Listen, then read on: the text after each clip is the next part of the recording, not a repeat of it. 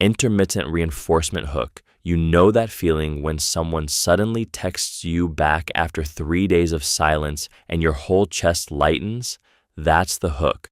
Not the consistency, the unpredictability. A slot machine doesn't pay every time you pull the lever. It pays randomly enough that you keep pulling. Humans are wired exactly the same way, and the person in your life who knows this, even if they don't know the name for it, has enormous power over how often you think about them. When someone is reliably warm, you relax. You know what you're getting. But when they're hot one day and distant the next, when they sometimes respond in minutes and sometimes vanish for a week, your brain goes into search mode. It's not love at that point. It's a prediction problem. Your mind keeps trying to solve the puzzle of what makes them show up, what makes them pull away. You'll text more, hoping to crack the code. You'll check your phone more. You'll replay conversations looking for the variable that determines whether they'll come back this time. The cruelest part is how this pattern doesn't feel like manipulation from the outside. It feels like passion, like you're chasing someone worth chasing, and maybe they are. But notice what's actually happening. Every unpredictable reward is making you more dependent, not more connected. The randomness creates attachment stronger than any consistent kindness could. If someone in your life keeps you off balance, keeps you guessing about where you stand, you're not experiencing love. You're experiencing a variable reward schedule. And your nervous system is learning to seek them out like it seeks out everything uncertain and potentially dangerous. The next time you find yourself thinking about someone constantly, ask, am I drawn to them or drawn to the puzzle of them? Scarcity of your attention. You know that friend who texts you back in 10 minutes one week, then vanishes for 4 days the next? Notice how you start checking your phone more often, rereading old messages, treating a simple K like a small rejection. That inconsistency is not a flaw, it is the trap itself. When someone is reliably available, you stop needing them quite so much. Availability breeds indifference, but scarcity makes you hunt. Your brain treats intermittent attention like a slot machine. You never know when the reward arrives, so you keep pulling the lever, keep refreshing, keep hoping this message lands on a day when they are generous with their time. They could respond in 5 minutes or 5 days. That uncertainty hooks you deeper than consistency ever could. People who understand this weaponize their presence. They respond fast enough to keep you charged, slow enough to keep you reaching. A deeply personal text followed by silence that feels agonizing. Show up huge on some days, ghost on others. Each time they return, there is relief in your chest, a small celebration that they remembered you existed. That relief is what they are farming. The cost to them is almost nothing. A text, a call, a sudden, thoughtful message. But the cost to you compounds. You become someone who arranges their life around the hope of their attention, doing things partly to impress them, partly to earn a text back. The cruelest part? The moment they become consistent and available, you lose interest. You were never hungry for them. You were hungry for the chase. Knowing this lets you see when you are being kept in rotation, when your value is measured only by your desperation, when your consistency meets their games. That imbalance is not love, it is farming. The Zeigarnik open loop. You remember the text that came in mid-conversation and never got answered. You remember the story your partner started telling at dinner, then stopped short. You remember the argument that ended with them walking away mid-sentence. Your brain will not let those go. It keeps reaching for them like an unfinished song stuck on repeat. That pull is the Zygarnik effect, your mind's obsession with closure, and it is brutally good at binding you to someone who knows how to weaponize it. Here is the neurology. Incomplete interactions create a psychological itch your brain literally prioritizes over finished ones. When another person holds the scissors, when they drop a confession and disappear, or start a fight and go silent, you become neurologically hooked to them. You need to know what they meant. You need the ending. Someone who masters the open loop, who knows exactly when to say, "we need to talk," and then vanish for 3 hours, or who shares a painful secret and refuses to elaborate, is someone you will think about obsessively. You will text them. You will show up. You will stay. The cruel elegance is that it feels like love. The looping feels like evidence that you care deeply, that they matter. But the people who use this consciously are not invested in you. They are invested in your attention, your availability, your need to complete what they started. The next time you feel that magnetic pull to call someone back, to ask for the rest of the story, pause and ask yourself something sharper. Are you drawn to them or drawn to the gap they left open? There is a crucial difference between loving someone and being addicted to their unfinished sentences, and recognizing it might free you from an orbit you never chose to enter. Strategic unavailability. You text someone and they don't reply for 6 hours. Then suddenly they're everywhere, laughing at your story, messaging you late at night, showing up exactly when you'd started to feel forgotten. That swing, that unpredictability does something to your nervous system. It trains you to keep your phone close and your emotional antenna up, scanning for their next move. Strategic unavailability works because it hijacks the reward center of your brain. When someone is reliably present, your brain adjusts. You take them for granted. But when they disappear and reappear on their own schedule, you become hyper-focused. The uncertainty itself becomes the hook. You start to work harder to earn their attention, to decode what makes them show up, to become the kind of person they won't want to leave. It's not always malice.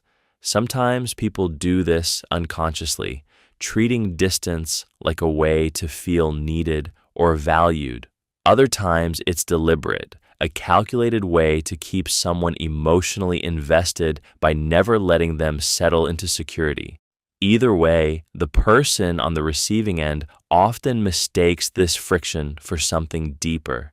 They confuse the anxiety with attraction, the unpredictability with passion, the chaos with care. And here's where the trap closes. Once you're trained to chase, stepping back feels like betrayal. Your nervous system has learned that love means waiting, that caring means monitoring, that safety lives only in their inconsistency. If you catch yourself constantly checking when someone will text, reorganizing your day around their patterns, or feeling relief flood through you when they finally reach out after silence, pause there. That's not attachment.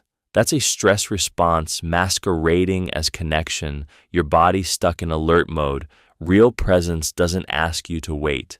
Real presence doesn't require disappearance to prove it exists. Loss aversion amplification. You know that feeling when someone finally responds after ghosting you for 3 days and suddenly they matter more than they did before? That's not love returning. That's your nervous system screaming that you might lose something, and loss, real or imagined, hits harder than gain ever does. Neuroscience is clear on this. Losing $20 causes roughly twice the pain of finding $20 creates pleasure. Now scale that up to a person. When someone pulls away, even slightly, your brain doesn't think about all the other people who could fill that gap. It thinks only about the specific gap they will leave. The more irreplaceable you've made yourself feel in their mind, the more that fear grips them. This is the trick. Loss aversion isn't rational. It doesn't measure whether the person is actually good for them or whether they'd be better off without the dynamic. It just measures the gap between having you and not having you. And if that gap feels enormous, if you've become woven into their daily narrative, their identity, their sense of stability, the prospect of losing you becomes almost unbearable. People in this state will compromise their values, ignore red flags, stay in situations that hollow them out, all because the fear of the empty space you'd leave is louder than any sane voice telling them to leave. And here's where it gets darker. The more unstable or uncertain you make their attachment to you, the bigger that gap feels. Inconsistency, mixed signals, the occasional withdrawal followed by intense attention. These amplify loss aversion to a fever pitch. They're not thinking about whether they want you. They're only thinking about how much it will hurt when you're gone. That fear becomes the cage. Manufactured emotional withdrawal. You know that feeling when someone suddenly becomes harder to reach, they text back slower, they're physically present but emotionally absent, and somehow you find yourself working twice as hard to earn back their warmth. That's not accident. That's a finely tuned instrument. Manufactured emotional withdrawal is the art of pulling away just enough to make someone panic about losing you, then rewarding them with scraps of attention when they chase. It works because humans are wired to pursue what feels uncertain and retreats from us. When someone you care about goes quiet, your brain doesn't think maybe they're busy. It thinks, did I do something wrong? And suddenly, you're rewriting conversations, second-guessing yourself, trying to figure out what you did to deserve the coldness. The person doing the withdrawing knows this. They know that a delayed text stings more than a no. They know that sitting across from someone while looking at your phone feels like a small death, and they weaponize it. Not always consciously, sometimes as a learned reflex from their own wounds, to keep you off balance and hypervigilant about their moods. The trap is that you start working to keep them close. You become the one who initiates, who checks in first, who accepts less because you're terrified of pushing them further away. And the moment you stop trying, they might reappear with warmth, just long enough to reel you back in. This cycle teaches you to fear your own independence. It teaches you that love is something you have to earn by accepting punishment. The way out is to notice when you're the only one reaching, not as judgment, but as data. Real connection doesn't require you to chase someone into engaging with you. The pratfall vulnerability edge. You trip in front of someone and suddenly they're laughing with you, not at you. You admit you cried during a movie and they lean in closer instead of pulling away. There's a weird magic in the moment right after you mess up, a window where people feel less distance between you and them, not more. Perfect people feel like threats. They sit on a pedestal. But someone who stumbles, who admits they don't have it figured out, who shows you the crack in their armor, that person suddenly feels like they belong in your world. They become human. And humans need other humans. When you let someone see you weak at the exact right moment, their brain doesn't think this person is broken. It thinks this person is real, and they trusted me with real. That's the hook. People don't fear losing you because you're flawless. They fear losing you because you showed them something you don't show everyone. Not your worst self, but your unedited self. The danger starts when you know this and use it. You start strategically stumbling. You time your vulnerabilities. You cry at the right scene, admit the right doubt, show the right crack, and it works. They hold tighter, they check on you more, they become invested in your story because now they think they know the real you. But the real you might be something else entirely when no one's watching. That's the dark part. People hooked on your vulnerability stop looking for anything beyond it. You've become the version of yourself they fell for, and stepping outside that frame feels like betrayal to them. Reciprocity debt seeding. You buy someone coffee once, remember? A small thing. Then weeks later they hesitate before canceling plans with you, or they stay a little longer in a conversation that bores them because somewhere in their nervous system lives a ledger. That ledger says they owe you something. They may never consciously think it, but the debt hums underneath every interaction. This is reciprocity debt seeding, the art of giving just enough, just early enough, so that someone feels compelled to return the favor in ways that keep them tethered to you. The mechanism is ancient and almost automatic, a gift, a favor, a timely text at 2 a.m. when they're spiraling. These are seeds. You're not doing them to be kind. You are doing them to create an imbalance that makes the other person uncomfortable until they restore it. And the brilliance of it is that the debt never fully settles. Each time they give something back, the obligation shifts shape. They helped you move. Now they feel awkward asking for a real favor in return because the scales were supposed to be even. So they wait. They accumulate more debt without meaning to. They start saying yes to things they would normally decline just to feel like they are not in your column anymore. The person who seeds reciprocity debt early becomes harder to leave because leaving would mean abandoning an unpaid account. It would feel ungrateful. It would feel wrong. The trap is that they stop trusting their own judgment about whether they actually want to stay.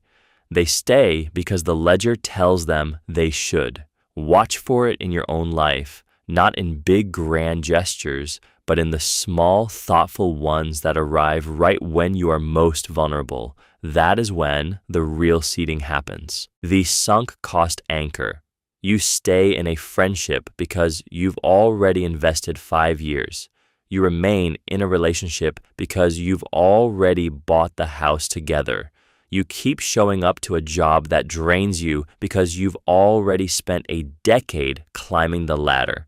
Notice what's missing from all three? A single reason to stay that points forward. Your brain is doing the math backward, tallying what you've already lost instead of asking what you'll gain by staying versus leaving. This is the sunk cost anchor at work, and it's brutally effective at trapping people inside dynamics they no longer want, precisely because you've taught them that abandoning you means erasing the value of everything they've already given. The more someone invests, time, money, emotional labor, sacrifice, the more their mind locks them in. Walking away doesn't just mean losing you. It means admitting that all those years, all that effort was wasted. So they stay, they rationalize, they tell themselves it might get better or that leaving would be even more painful because of how much they've already sunk into the connection. What makes this particularly dark is how easily you can lean into it. By reminding someone of their investment in you, by making the exit feel like it would erase their own history and choices, you've constructed a cage they'll keep choosing because the cost of leaving feels impossible to bear. The trap doesn't spring from love or genuine connection, but from fear. The fear that walking away proves they were foolish all along. That fear is a chain, and it can hold someone far longer than honesty or affection ever could. And the cruelest part? They'll stay quiet about their unhappiness because admitting the truth would mean confronting the waste. They'll thank you for keeping them there. Peak end memory shaping. You spend 3 hours with someone, Most of it fine, unremarkable, maybe even a little awkward. Then in the last 10 minutes, they lean in, look you in the eye, and say something that makes you feel truly seen. You leave thinking about that moment, not the 2 hours of small talk before it. Your brain, it turns out, is not a video camera. It keeps a highlight reel. And if someone knows how to engineer the peak and the ending, they own your memory of the entire experience. This is how people make themselves unforgettable, not by being consistently kind or reliable, but by orchestrating the moments you'll replay when you're alone. A text that arrives right after a painful silence, a sudden softness after weeks of distance, a goodbye that feels like a confession. The neural pathways light up around those peaks and endings, and everything in between gets fuzzy. You start measuring the relationship by those engineered moments instead of by the actual pattern of how you're treated. Someone can hurt you repeatedly, then deliver one perfect apology or one perfect evening, and suddenly you're rewriting the whole story. The bad stuff feels like an aberration. The good stuff feels like the truth. They know this works. And when you pull away, they just create a new peak, a crisis, a breakthrough, a confession to reshuffle your memory entirely. The move here is brutal but necessary. Don't trust the highlights. Track the baseline instead. How are you treated when there's nothing special happening, when there's no audience, no apology to make, no way to impress? That's the real relationship. The peaks are just noise designed to make you forget. Mystery gap cultivation. Your phone buzzes. A text from someone you care about. 3 words, no emoji, read receipt on. You sit with it. What does that tone mean? Are they upset? Busy? Over it? Now you're rewinding your last conversation, cataloging what you might have said wrong, and somewhere in that gap between what you know and what you don't, you've become invested. That blank space is not empty. It's a vacuum, and your brain is desperate to fill it. This is mystery gap cultivation, and it's one of the stickiest hooks in the human playbook. Someone doesn't have to be cryptic on purpose. They just have to be inconsistent enough that you can't quite predict them. Sometimes warm, sometimes distant. Sometimes they text back in minutes, sometimes it takes hours. You can't build a reliable model of them, so you keep trying, keep watching, keep hoping you'll finally crack the code.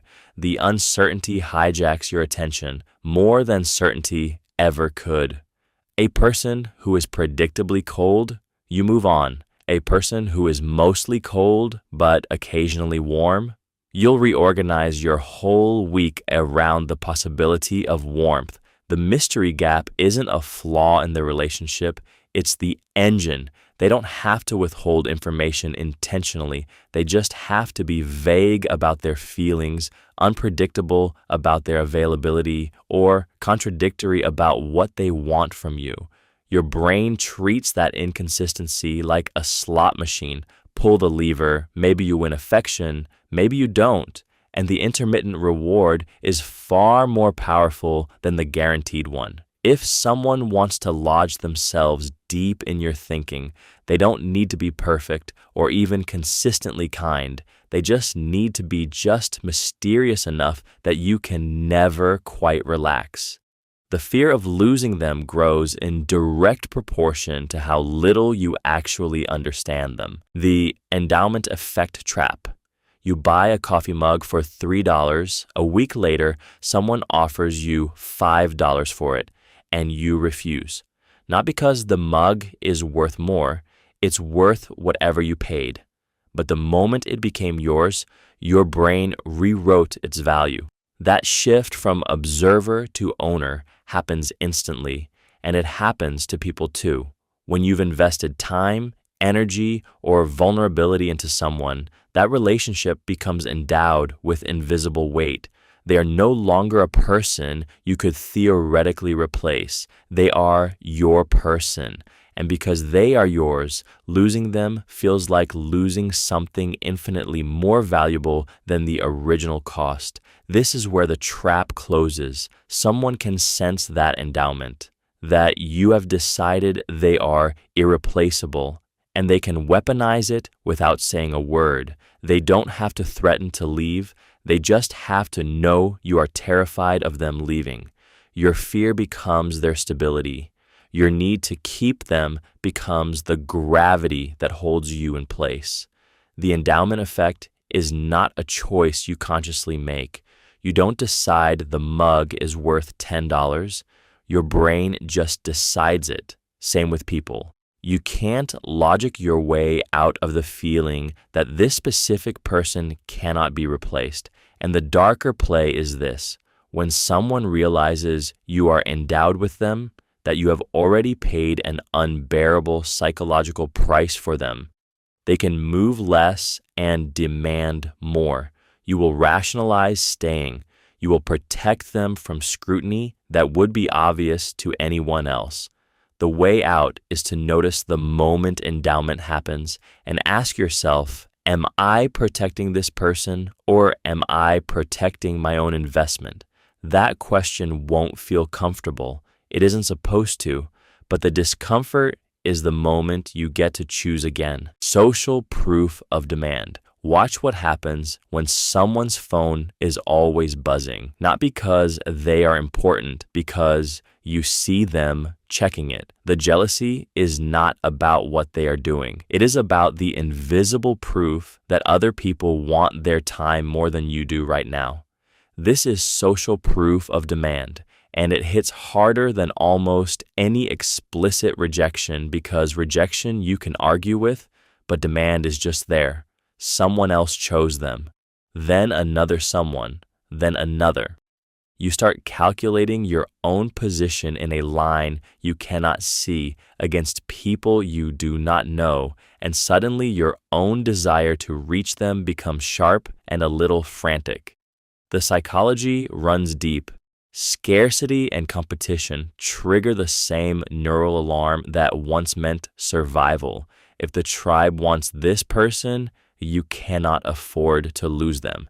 If everyone else sees their value, you need to secure yours before the slot closes. People weaponize this instinctively. They do not call back right away because they are busy. They make sure you know they are busy. They mention casually that someone else asked them out, not to hurt you, but because they understand that social proof rewires how you feel about them. Your brain stops rating them on merit and starts rating them on demand. The person becomes more attractive not because they changed, but because the crowd said so.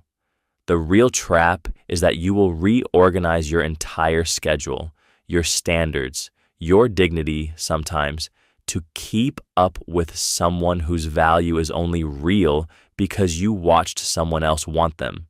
And the cruelest part, the moment they are less busy, the moment the demand dries up, your own desire cools just as fast. You were never attached to them. You were attached to the proof that they mattered. Preselection halo signaling. Watch what happens when someone learns you're wanted elsewhere. A friend mentions another person asked you out. A colleague notices someone else is texting you. Suddenly, without any change in you, the person watching you gets quieter, moves closer, asks more questions. It's like a light switched on inside them. You didn't earn new skills, your wit didn't sharpen, but in that moment, you became more real, more valuable, more at risk of disappearing. This is preselection halo signaling, and it works because of a deep psychological shortcut we all run. If other people desire something, our brain assigns it worth without needing to evaluate it ourselves. It's the same reason a restaurant feels better when it's packed than when it's empty, even if the food is identical. Social proof is lazy proof, and we're all lazy sometimes. The dark part is how this gets weaponized in relationships.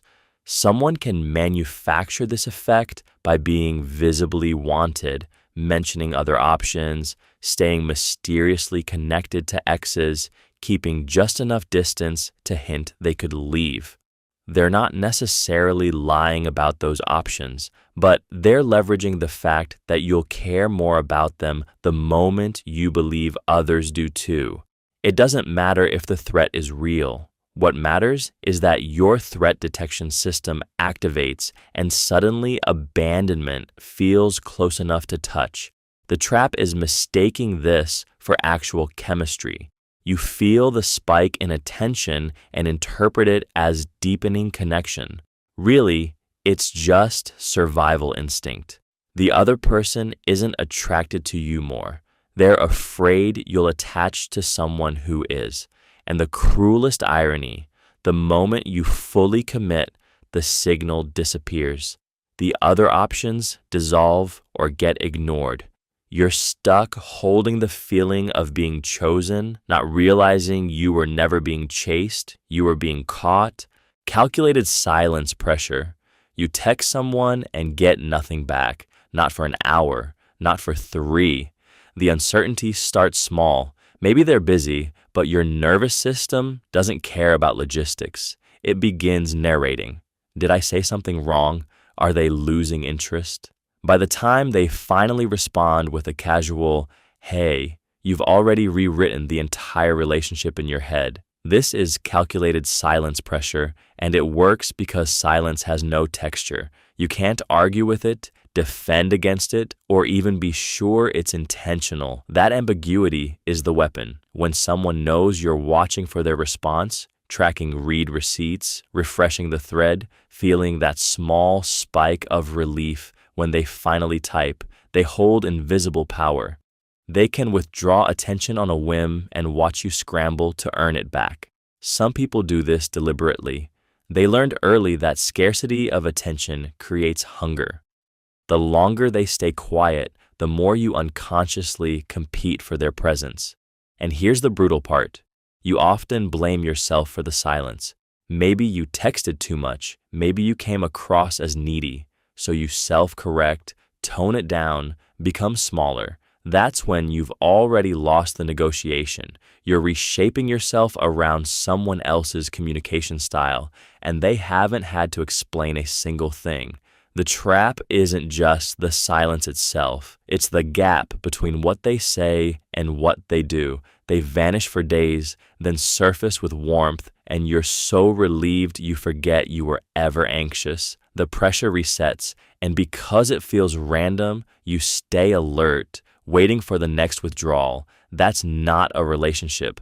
That's a slot machine of attention, and you're the one feeding it coins. The person on the other end knows this. They know that your need for clarity will eventually outweigh your self-respect. The IKEA effort investment. You buy flat pack furniture and spend 4 hours assembling it yourself, cursing the instructions, drilling holes in the wrong place, almost snapping that tiny dowel. By the time you step back and look at your wobbly bookshelf, you love it more than pieces that cost 10 times as much and arrived finished in a van. That shelf is yours now, not because it is beautiful, but because you bled into it. The effort rewires your attachment. This is not rational, but it is human, and someone who knows this can use it on you without you ever noticing. When someone invests effort in the relationship, shows up when it is hard, works through conflict, spends time understanding your damage, you begin to overvalue what they bring, not because they are actually better, but because the cost to them is visible and it lives in your body now. You feel indebted to their effort. You feel grateful for their sacrifice. But here is the sharper edge. This also means you will tolerate worse treatment from people you have invested heavily in. You will forgive faster, excuse more, stay longer. The effort becomes a cage you built yourself, and the person benefits from that cage without having to ask you to stay in it. They do not even have to be kind about it. The more you have poured into the relationship, the more you will try to make it work, because abandoning it feels like abandoning the version of yourself you invested. The trap closes quietest when you realize your effort has become the reason you stay. Not the quality of what you are staying for, but the sunk cost of what you have already given. Contrast principle framing. You know that feeling when someone who is cold suddenly turns warm and it hits differently than if they'd just been nice the whole time. Maybe they ignored you for days, felt almost done with you, and then one text arrived that felt like oxygen. That swing doesn't land because of the text itself. It lands because of the cliff it climbs out of. The contrast principle is simple. Your brain doesn't judge things in isolation. It measures them against what came right before. A joke after silence feels hilarious. A kind word after criticism feels profound. A person becomes magnetic once they've pulled away.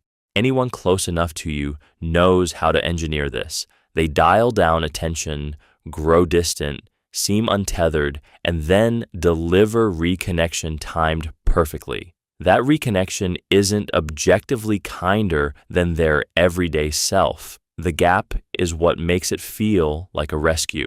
You're not falling for them. You're reacting to the architecture they've built.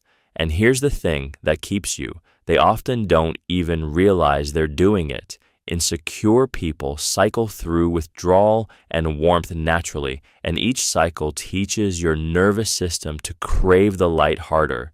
You start chasing the contrast itself, not the person. You become obsessed with their mood shifts, reading every pause, adjusting yourself to nudge them back toward the bright phase. The real cage is knowing this exists but staying anyway, because now you're not just attached to them, you're addicted to the possibility of reaching that peak again. The rhythm becomes the trap. Watch for patterns that repeat, not moments that feel random. That's where the power actually lives. When you notice yourself holding your breath, waiting for someone to shift toward you, that's the moment to ask, am I loving them or am I chasing the contrast? Reactance through mild resistance. Tell someone they can't have something and watch what happens next. Suddenly, they want it with a hunger that wasn't there before. You know that feeling in your body.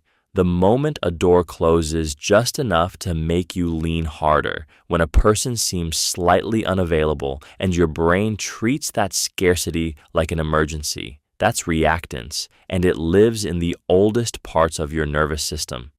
We are wired to push back against anything that feels like our freedom is shrinking, and that friction itself becomes magnetic.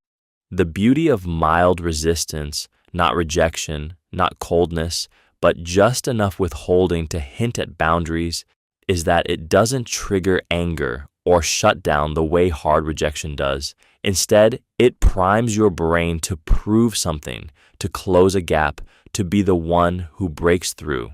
A text left on read for hours, a conversation that drifts to someone else when you enter the room, an interest that seems lukewarm until you pull away. These small denials don't repel. They hook because they make you question whether you matter, and the only way to quiet that question is to keep trying. The person who holds this power becomes the one you cannot stop thinking about. Your mind reframes their distance as mystery, their unavailability as selectivity, their coldness as standards you must meet. And here's the trap. The more you prove yourself, the higher the standard rises. You chase harder, invest deeper, ignore the signals that say you are being measured against an impossible ruler.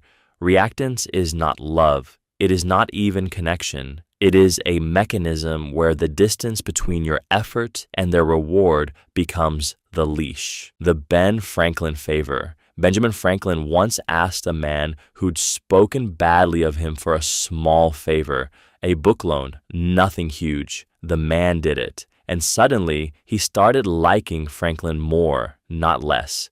He found reasons Franklin was actually worthwhile and shifted his entire internal story by doing one small thing. The psychology works even when you know it's happening, and that's where it gets sinister. When you do something for someone, even reluctantly, your brain has to reconcile the gap between the effort you gave and your actual feelings about them. So your mind quietly slides your feelings into alignment with your behavior. You loaned them a book, so they must matter to you. You helped, so they must be worth helping. People aren't pretending when this happens. Their experience genuinely shifts. Now flip it backward. If you can get someone to do small favors for you, help you move, listen to your problems, give their time, they don't just stay obligated. They start genuinely caring more because they have skin in the game. Their effort becomes evidence of their affection in their own mind. The person who makes someone invest effort becomes harder to leave because leaving means admitting that work was wasted on someone not worth it. That's why the people you most fear losing are often the ones you've asked the most from, tangled up in your problems. You don't just fear losing them, they fear losing you too, because the work they've poured in would mean less. That reciprocal trap, built on small asks and accumulated effort, can lock someone to you long after the actual feeling has drained away. What matters is not how much they love you in this moment, but how much they've already invested in the story that they do. Identity fusion binding. You know that person who becomes so woven into someone else's life that they stop knowing where they end and the other person begins. That is identity fusion. And it is one of the stickiest traps in relationships because both people feel like they are choosing connection when really they are dissolving. When your identity fuses with another person, losing them does not feel like losing a partner. It feels like losing yourself. You cannot imagine a version of your future that exists without them in it because you have not maintained one. Your hobbies become theirs. Your friends become shared. Your opinions start to sound like echoes of theirs. The terrifying part is that this happens slowly, almost pleasantly, disguised as intimacy and commitment. But here is what happens next. The other person starts to feel trapped because they are carrying not just their own life, but also your entire sense of self-worth. They become responsible for your mood, your purpose, your reason to wake up. That weight makes them want to leave, and when they do or threaten to, you feel annihilated because you have no scaffold underneath you, no separate dreams, no independent identity to fall back on. This is why people in fused relationships become obsessive, controlling, or desperate. They are not being clingy out of love. They are trying to hold together a self that was never really theirs to begin with. The way out is brutal but simple. Start remembering who you were before them.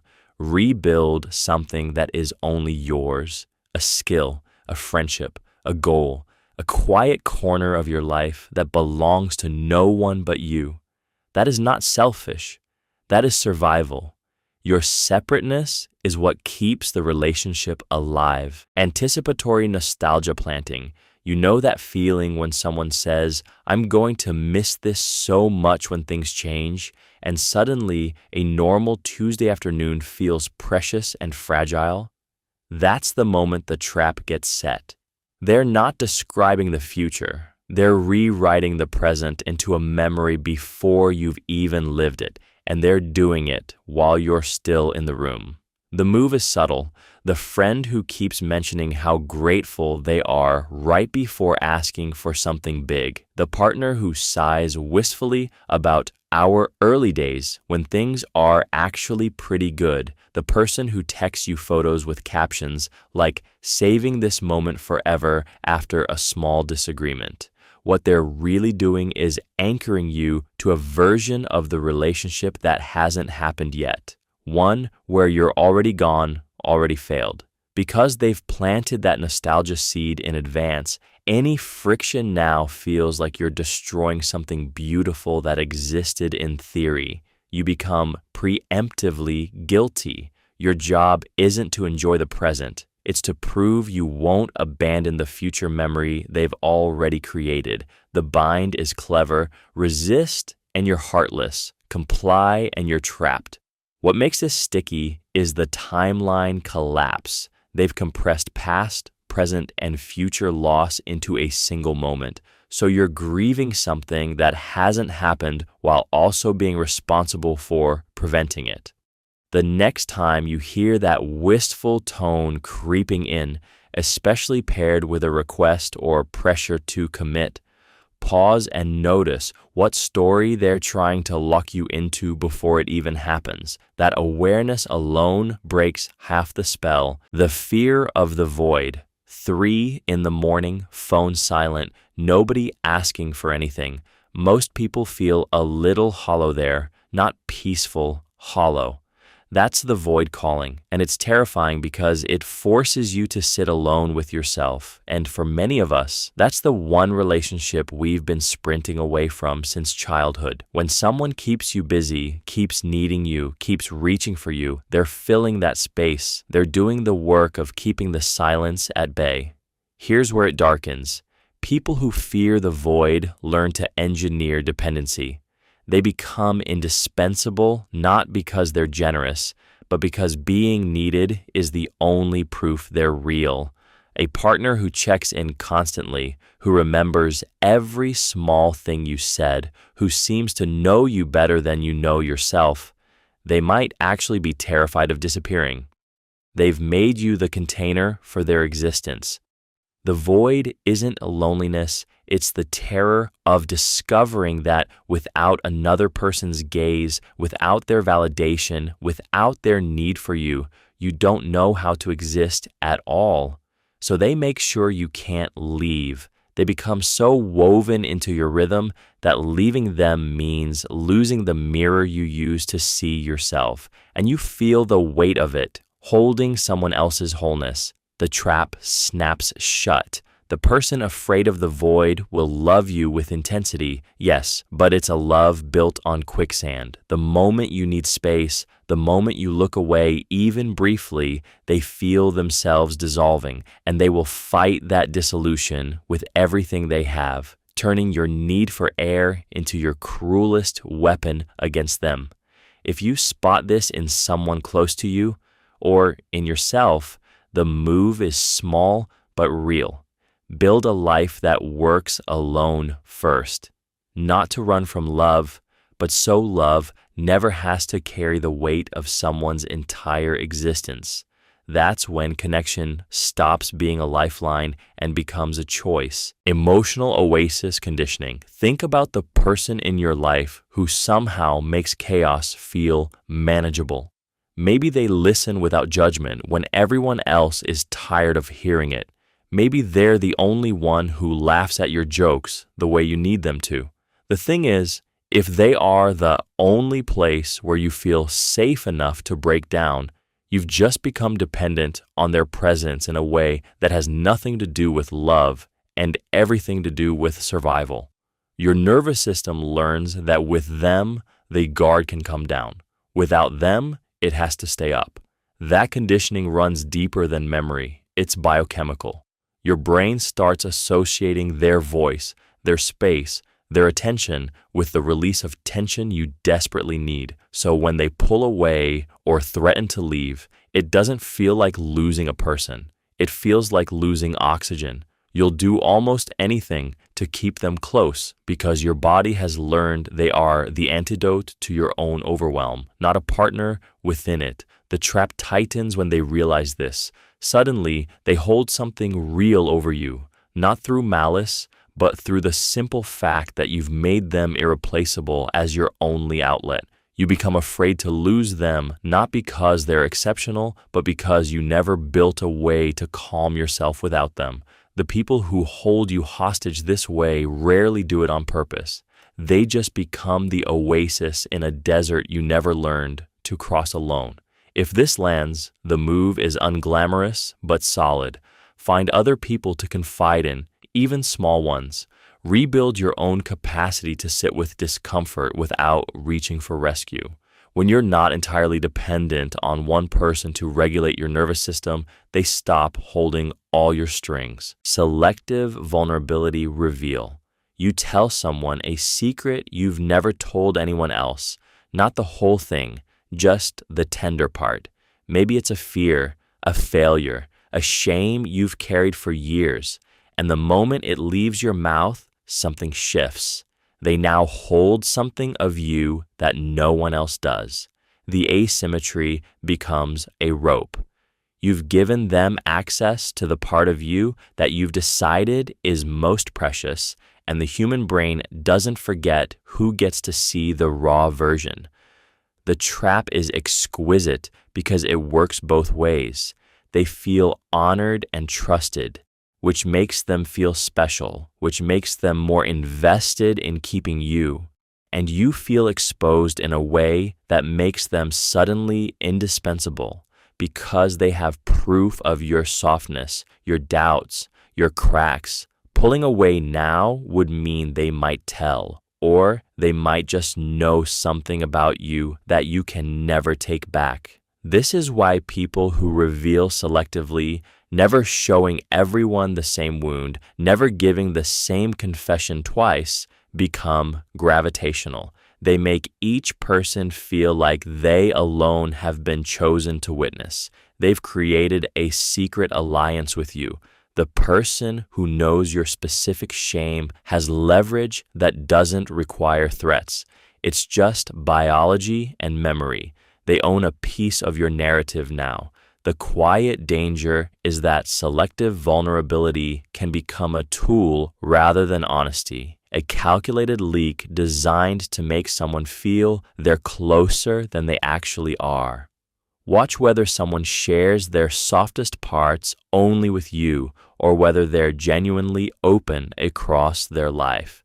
The difference determines whether you're being connected to or collected. The stakes feel higher when you're the sole keeper of someone's wound. That's not connection. That's an anchor dressed as intimacy, the commitment, consistency lock. You meet someone, you tell them your dream, they believe in it. A week later, they've rearranged their whole calendar to help. A month in, they're texting you articles about your goal. You didn't ask them to do any of this, but they did it anyway, and now something shifts.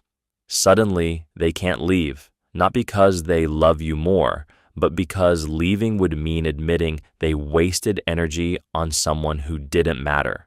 This is the commitment consistency lock, and it's ruthless. People are trapped by their own choices far more than by yours. Once someone has publicly supported you, sacrificed for you, or made themselves look good alongside you, their brain locks in. Backing away feels like self-betrayal.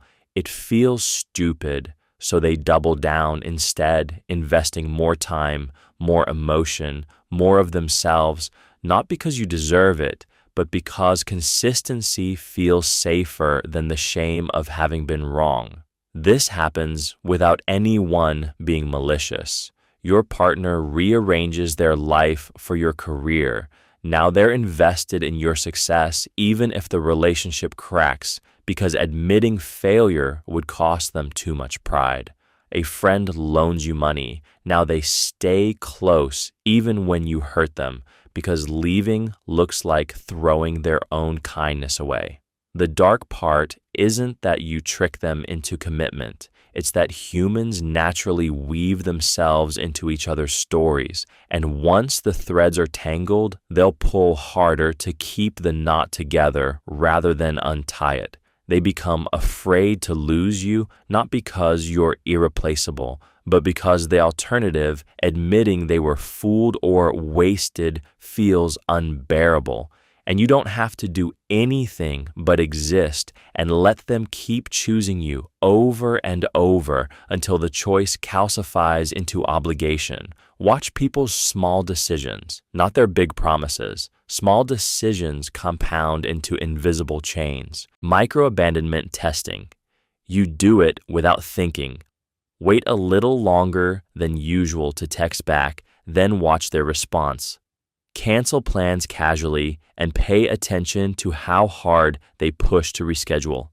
Mention an ex in passing and measure the flicker across their face. These tiny provocations aren't accidents, they're tests, and you're running them to confirm something you're half afraid to know, that they'd stay even if you gave them reasons to leave. Micro-abandonment testing works because it feels safe. You're not actually risking the relationship, you're just nudging it slightly, like pressing on a bruise to see if it still hurts. The other person rarely notices the pattern. They just feel the sting of each small withdrawal and then the relief when you come back warm again.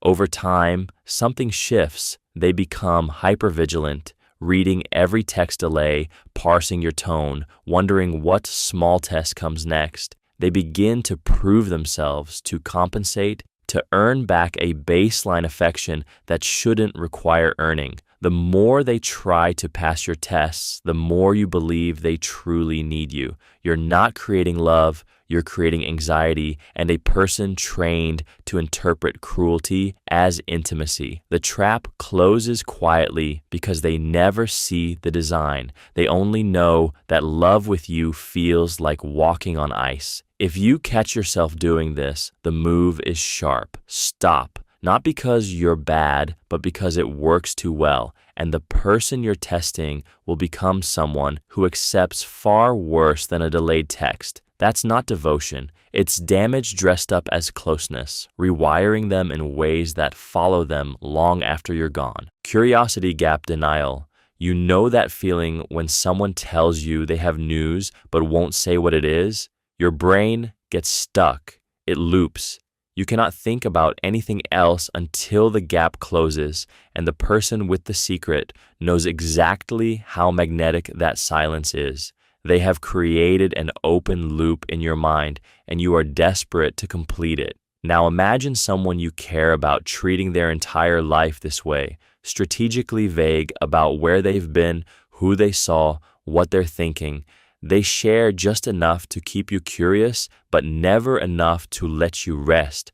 Are they pulling away? Are they seeing someone else? Do they even care anymore? You cannot tell because the information never quite arrives.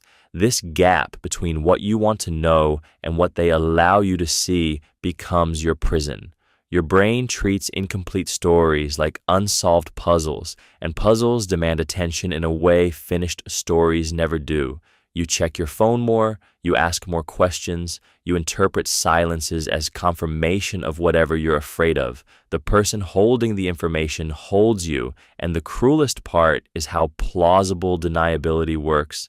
They can always claim they were just being private, or you were being paranoid, or they simply didn't think it was important, but you felt the denial. You felt the way certain topics got redirected, how questions got answered with questions, how you were left to fill in the blanks with your own fear. That gap never closes because they never want it to. A closed loop means you might leave. An open one means you stay, searching, hoping, waiting for the story that finally makes sense. The uncertainty is the cage, and you have become the one who tends it. The pedestal collapse fear. You know that microflash the moment someone you admire shows a crack, says something mean, admits they were dead wrong, or just admits they're tired like everyone else.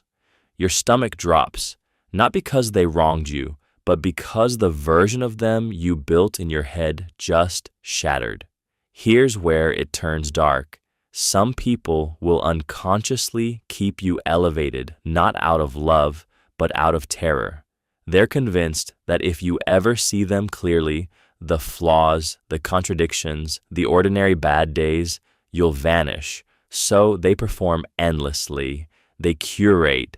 They lock the mask down because in their mind, the alternative is abandonment. But this architecture can't hold indefinitely. Every small slip feels like standing at the edge of a cliff. They lean harder into being what they think you need, which means they're never actually with you. They're white-knuckling a fiction for dear life. And it works until the day it doesn't. You catch them being human, and instead of loving them deeper for the honesty, they panic. They withdraw. They might test you unconsciously, manufacturing small crises or distance, as if to prove you only ever wanted the performance anyway. The trap locks both of you in. You get the hollow version because they're too afraid to risk the real one. Walking on eggshells around someone, noticing them doing it around you, that's the pedestal spinning. Real connection doesn't happen on high ground. It lives in the space where you can both be tired, wrong, scared, and still chosen. When the mask finally cracks, that's not the end of the relationship.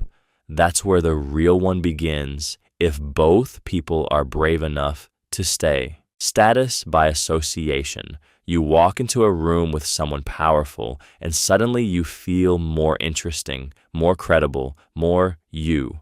That feeling is not accidental, it is borrowing. The person you are with becomes a mirror that other people see first, and you get the reflection that sticks to you. This is status by association, and it works so fast that neither you nor the people watching ever quite catch it happening. When someone knows they make you feel more important just by being near them, they become harder to leave behind.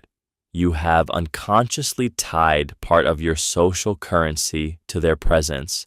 They are not just a person anymore. They are a credential, a badge, proof that you belong somewhere higher than you did alone. The trap tightens when they know this. They do not even have to be kind or true. They just have to keep opening doors you cannot open yourself. A connection to someone prestigious, someone with reach, someone whose name carries weight. These are not small things in the brain. They rewire how you see yourself. And people who understand this lever know exactly how to use it. They make sure you are photographed together, or that you are the only one they confide in, or that their success somehow depends on your presence. Suddenly, losing them is not just losing a person, it is losing the version of yourself that felt taller. The most insidious part is that you may never admit this is why you stay. You will tell yourself other stories about love or loyalty or how much they need you. But underneath, there is a fear that nobody will see you quite the same way if they are gone. That fear is the real chain. Delayed gratification tension. You text someone you like and they don't reply for hours. Your stomach tightens. You check again. Nothing. Then suddenly, a message arrives and the relief floods in like a drug. Your brain just got a hit of dopamine after the drought, and it's wired that experience straight into your nervous system. This is delayed gratification tension, and it's one of the stickiest loops in human attachment.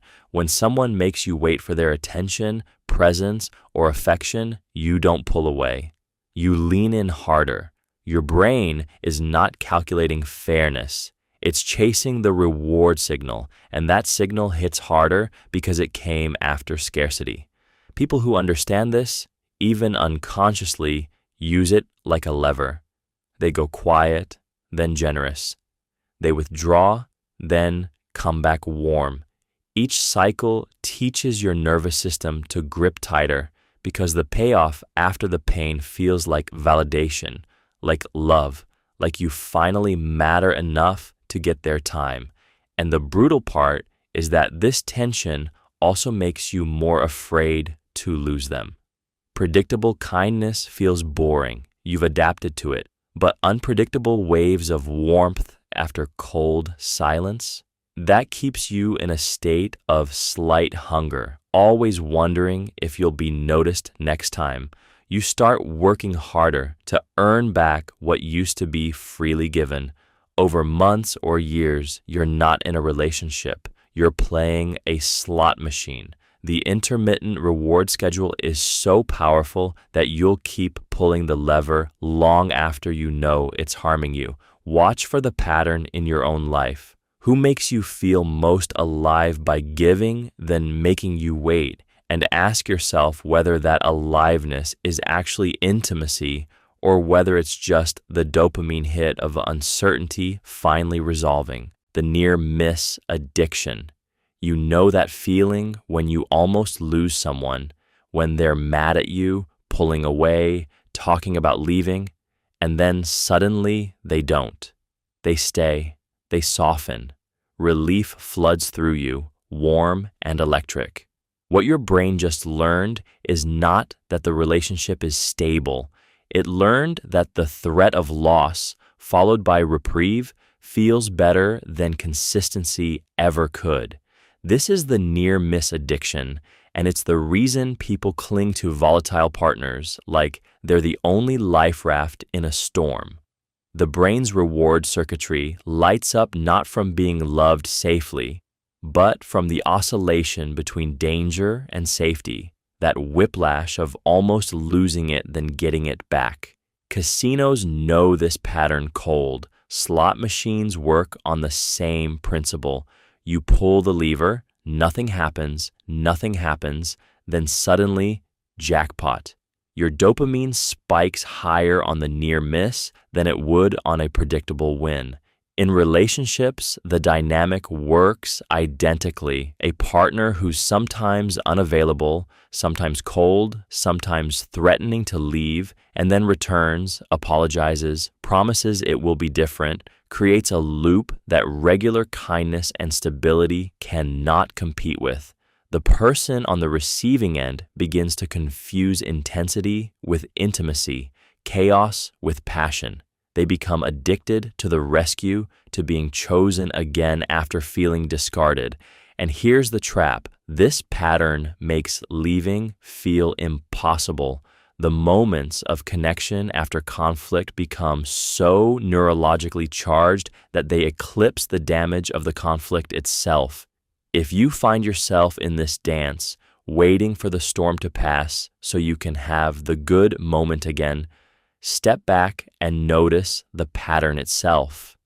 The real addiction is not to the person, it's to the cycle. Breaking free means choosing boring safety over thrilling uncertainty, and that choice is harder than it sounds. Frame control dominance. You walk into a room and your partner has already decided what the conversation is about before you arrive. Not maliciously, they simply narrate the situation first, and now everything you say sounds like a response to their version, not your own. They control the frame, which means they control what counts as reasonable, what counts as hurt, what counts as real. You find yourself defending against their story instead of telling yours. This is frame control dominance, and it's so subtle that people rarely notice they're doing it until they've already lost the ability to be heard on their own terms. The person who names the situation first owns the ground. If they say you're being dramatic, suddenly anything you say sounds like proof. If they say this is about your insecurity, your valid concerns become symptoms. If they say we're fine, disagreement becomes the problem, not whatever caused the disagreement. You're not arguing about facts anymore. You're trapped inside their interpretation, and every move you make confirms it. The trap tightens because you want to be believed, so you keep trying harder to prove you're not what they've already named you as. And the more you push back, the more you look like you're proving their frame right. What makes this control so sticky is that people cling to those who frame reality in ways that feel protective. If someone frames the world as dangerous and themselves as your only safe place, leaving them feels like stepping into darkness. The dependence isn't love. It's the cognitive captivity of living inside someone else's story about who you are and what you need. The way out is learning to notice when someone else's frame is the only frame in the room and quietly refusing to argue from inside it. Unpredictable reward timing. You know that slot machine feeling, the one where you pull the lever and never quite know when the payoff is coming. That moment of genuine not knowing makes your brain light up more than a guaranteed win ever could. A person who responds to your texts sometimes instantly and sometimes takes hours creates the exact same neurological firework inside you. Your dopamine system doesn't care whether the reward is money or attention or reassurance. It only cares that it can't predict when it's arriving. The unpredictability itself becomes the drug. What makes this stick is that your brain actually wires itself differently under variable reward schedules. Slots and social unpredictability both hit the same neural circuitry, the same release of anticipatory chemicals. You text back faster, you check your phone more, you stay closer to your phone in case something comes through. And the person doing this, whether consciously or out of their own scattered habits, now has you neurologically hooked in a way that consistent, reliable presence simply cannot match. The cruelest part is that once you're conditioned to expect randomness, actual reliability can feel boring or even rejection. A partner who texts you back in 5 minutes every time starts to feel like they don't care as much as the one who sometimes ghosts for a day, then shows up with love. Your nervous system has been hijacked by the variable schedule. You're no longer seeking them because they're good for you. You're seeking them because your brain has learned that staying close increases the odds of the next reward landing. The fix isn't willpower. It's awareness. Notice when someone's presence maps onto a slot machine. Notice when you're chasing the unpredictability itself. Real security doesn't feel like a gamble. The mirror validation drug. You show someone a photo of yourself and they say nothing. You mention something you're proud of and they scroll past. Then one day, they echo your words back to you, smile when you smile, adopt your jokes as their own. And suddenly, you feel seen in a way that makes your whole nervous system relax. That's the drug, not the person. The moment they become a mirror. Here's what makes it so powerful. Most people go through life feeling fundamentally unseen. Your real thoughts, your actual doubts, the version of you that exists when no one is watching, it all stays locked inside. So when someone finally reflects you back, when they validate the specific shape of your weirdness and make it feel normal, you are not just grateful, you are addicted, and they know it. The dark part is how easily people weaponize this. They turn the mirror on and off. They validate you selectively, only when you're useful, only when you're agreeing, only when you need them most. You start performing the version of yourself they mirrored back because losing that validation feels like losing oxygen. You edit yourself smaller. You ask permission before you have thoughts. You check their face before you laugh. And the scariest part, you stop knowing which version is real anymore.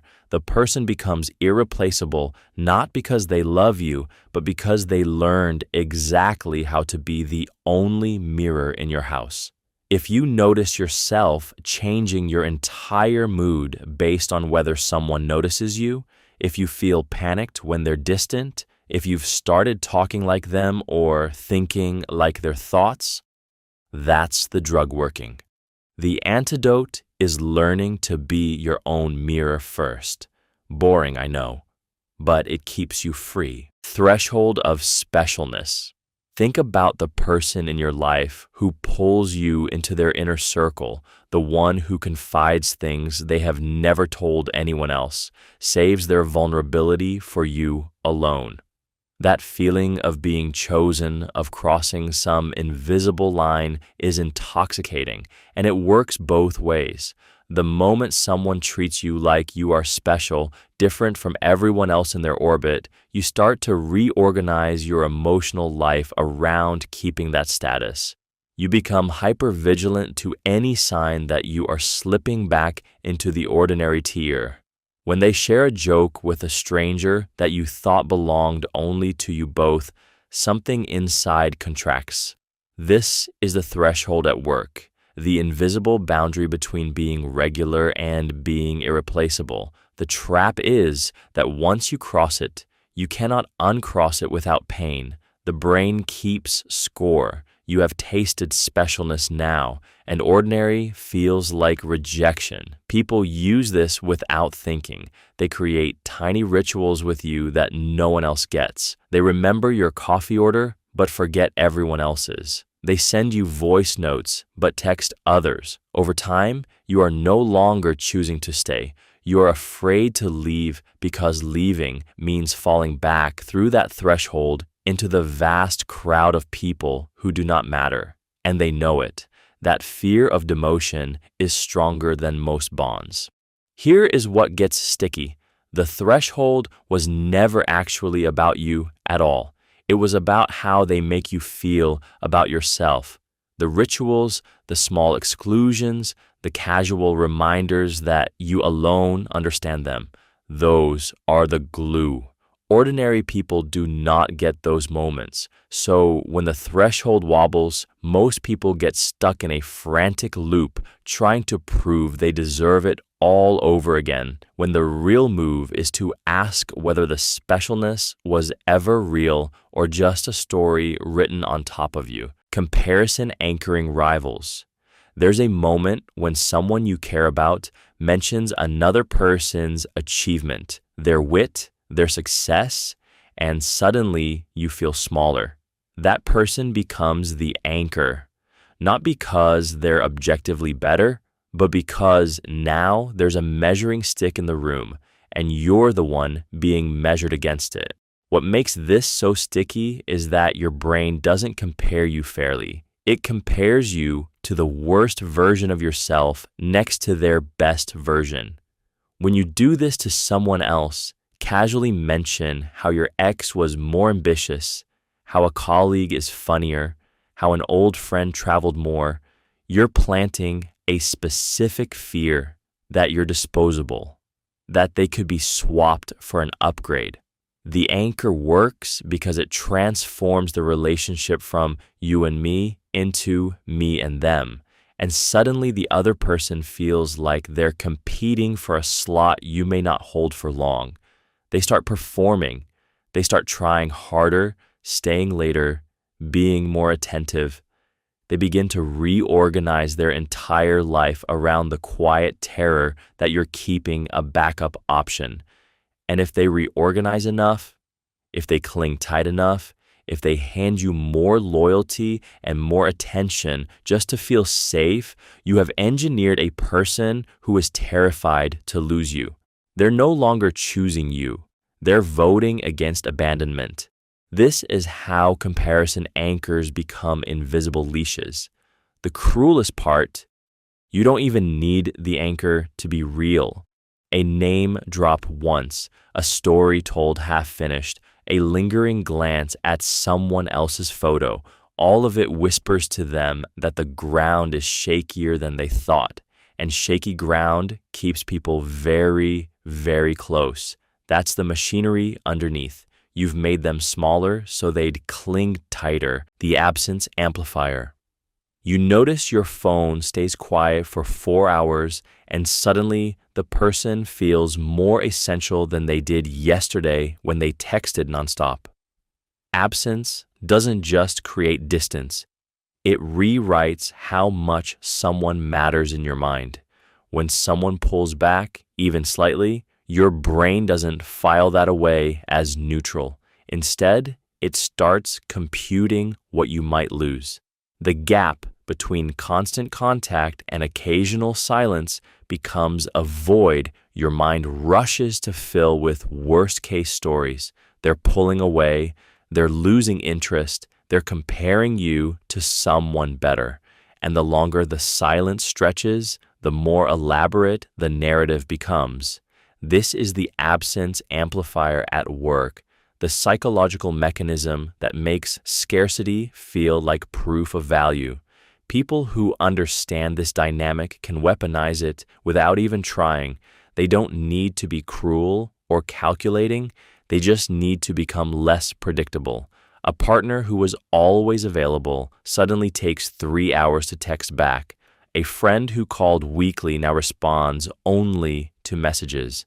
The inconsistency is what does the work.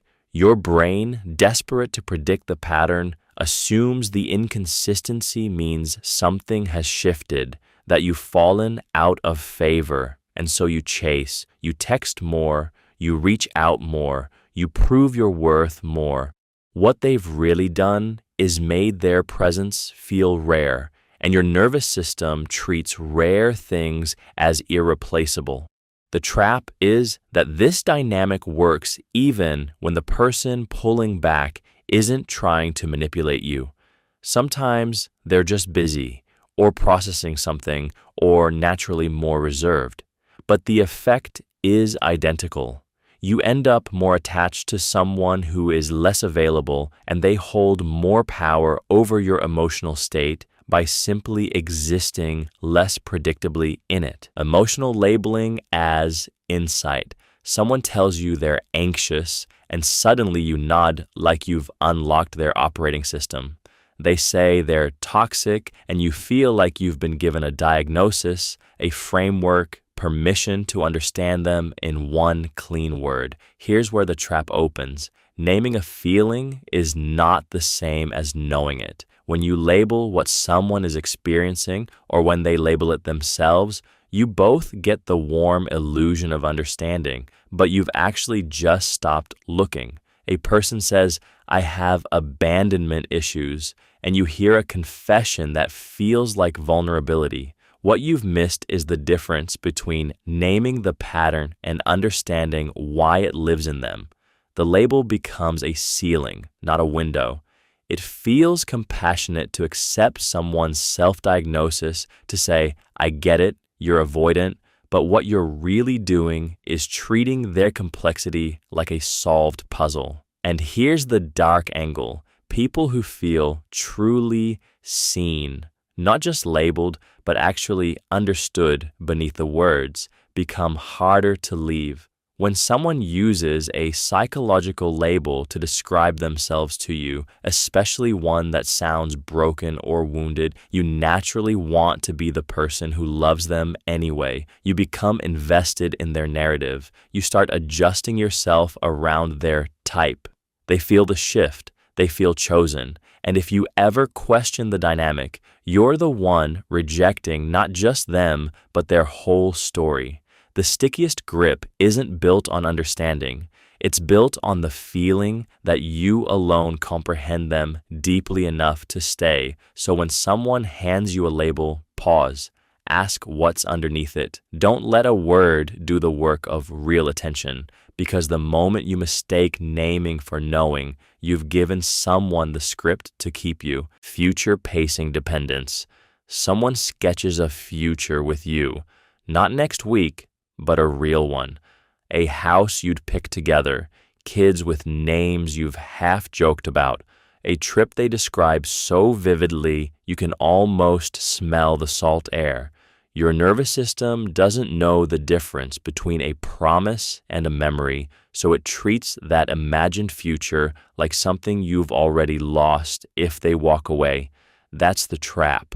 When someone spends months, years even, building tomorrow with you, painting it so real that your brain starts making plans around it, checking prices, daydreaming layouts, they create a phantom life you're terrified to surrender. You stop evaluating the present relationship on its actual health and start measuring it against whether it still leads to that future. Red flags blur because the future feels too real to abandon. They cancel plans, criticize you, disappear for days, but then they mention the cabin you'd renovate or the dog you'd name, and suddenly the present moment loses all its weight. the future becomes the only thing that matters, which means you'll swallow almost anything now to protect it. The cruelest part is that future pacing works best on people starved of certainty, people who needed someone to believe in them before they believed in themselves. Once that picture is painted, you're not actually afraid of losing them. You're afraid of losing the version of yourself they promised you could become together. And that fear is manufactured. It lives nowhere but in the gap between who you are and who they said you'd be. That gap is the hook, and they know exactly how deep to set it. The exclusivity threshold. Remember when you felt special because someone only talked to you that way, opened up only to you, shared jokes with you that they didn't with anyone else? That feeling of being let into a private room is cocaine to the attachment system. The exclusivity threshold is the invisible line where someone shifts from nice to necessary because they've made you the sole holder of something, a secret, a side of themselves, a time slot nobody else gets. What makes this trigger so sticky is that it hijacks your brain's scarcity alarm. Your mind registers exclusivity as proof of value. If they're that selective, you think, I must matter more than the people they say no to. But here's where the darkness lives. Exclusivity is not the same as love. It's isolation dressed up as intimacy. Someone can be exclusively yours while making you feel increasingly small. They might share their darkness only with you, their vulnerabilities only with you, their future plans only with you, and suddenly you're the only person who knows how to handle them. You become the keeper of their worst self, and leaving feels like betrayal. You can't tell anyone else what you know because that was the deal. You were the chosen one. This mechanism works even better when they're selectively exclusive, available to you late at night but distant during the day, fully present with you in private but casual when others are watching. Your brain fills in the gap with meaning. You've been given access, you've been selected, and that threshold of being let in becomes the hook that keeps you reaching back, even when reaching back costs you more than it gives. The trap closes quietly. You're no longer choosing them, you're protecting them.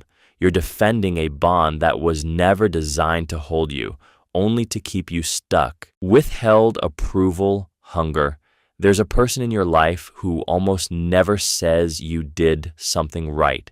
Maybe they nod, maybe they're quiet, maybe they pivot to what could have been better. You find yourself rewriting the same win in your head, trying different angles, wondering if maybe you didn't actually do it well. And the next time you have a chance to prove yourself, you're already hungry for their nod before you even start. That hunger is the trap. It makes you visible, predictable, and stuck. The dynamic works because sparse praise hits harder than steady encouragement. Your brain treats rare validation like a variable reward machine, unpredictable, so you keep pulling the lever. You text them the update hoping for the thumbs up. You mention your wins to friends, fishing for the reassurance you didn't get at home. You volunteer for their projects, perform small invisible labor, waiting for the moment they finally recognize the pattern. And they never do, not consistently, because consistency would break the spell. The real horror is that you start believing the scarcity is real, that you actually need their approval more than others need yours, that losing access to their stingy validation would be a loss worth preventing, so you stay smaller, softer, more available. You negotiate your own standards down. You apologize for things that weren't wrong, just to reset the temperature. And they don't even have to be cruel about it. Neglect does the work for them. The question that matters tonight: whose approval are you still hunting for, and what would you do differently if you genuinely believed it would never come? Sometimes the only way to break the machine is to stop reaching for the lever altogether, to feel the ache for a week, and then feel yourself get bigger. Overheard praise seating. You walk into a room and someone quickly changes the subject. Later, a mutual friend mentions in passing that the person you care about was just saying really good things about you, how smart you are, how much they value your friendship, how rarely they meet someone like you. It feels warm, it feels true, but here's what's happening underneath. Someone planted the seed knowing it would reach you. They know you'll replay that conversation 100 times. They know you'll feel suddenly indebted, suddenly vigilant about losing someone who clearly treasures you that much. The praise itself might even be genuine, but the method, the deliberate overhearing, the careful timing of the report, that's the hook. Because now you're not just grateful, you're afraid. You're afraid that if you disappoint them, if you pull back or disagree, you'll lose that person who sees you so clearly, and that fear binds you tighter than direct praise ever could.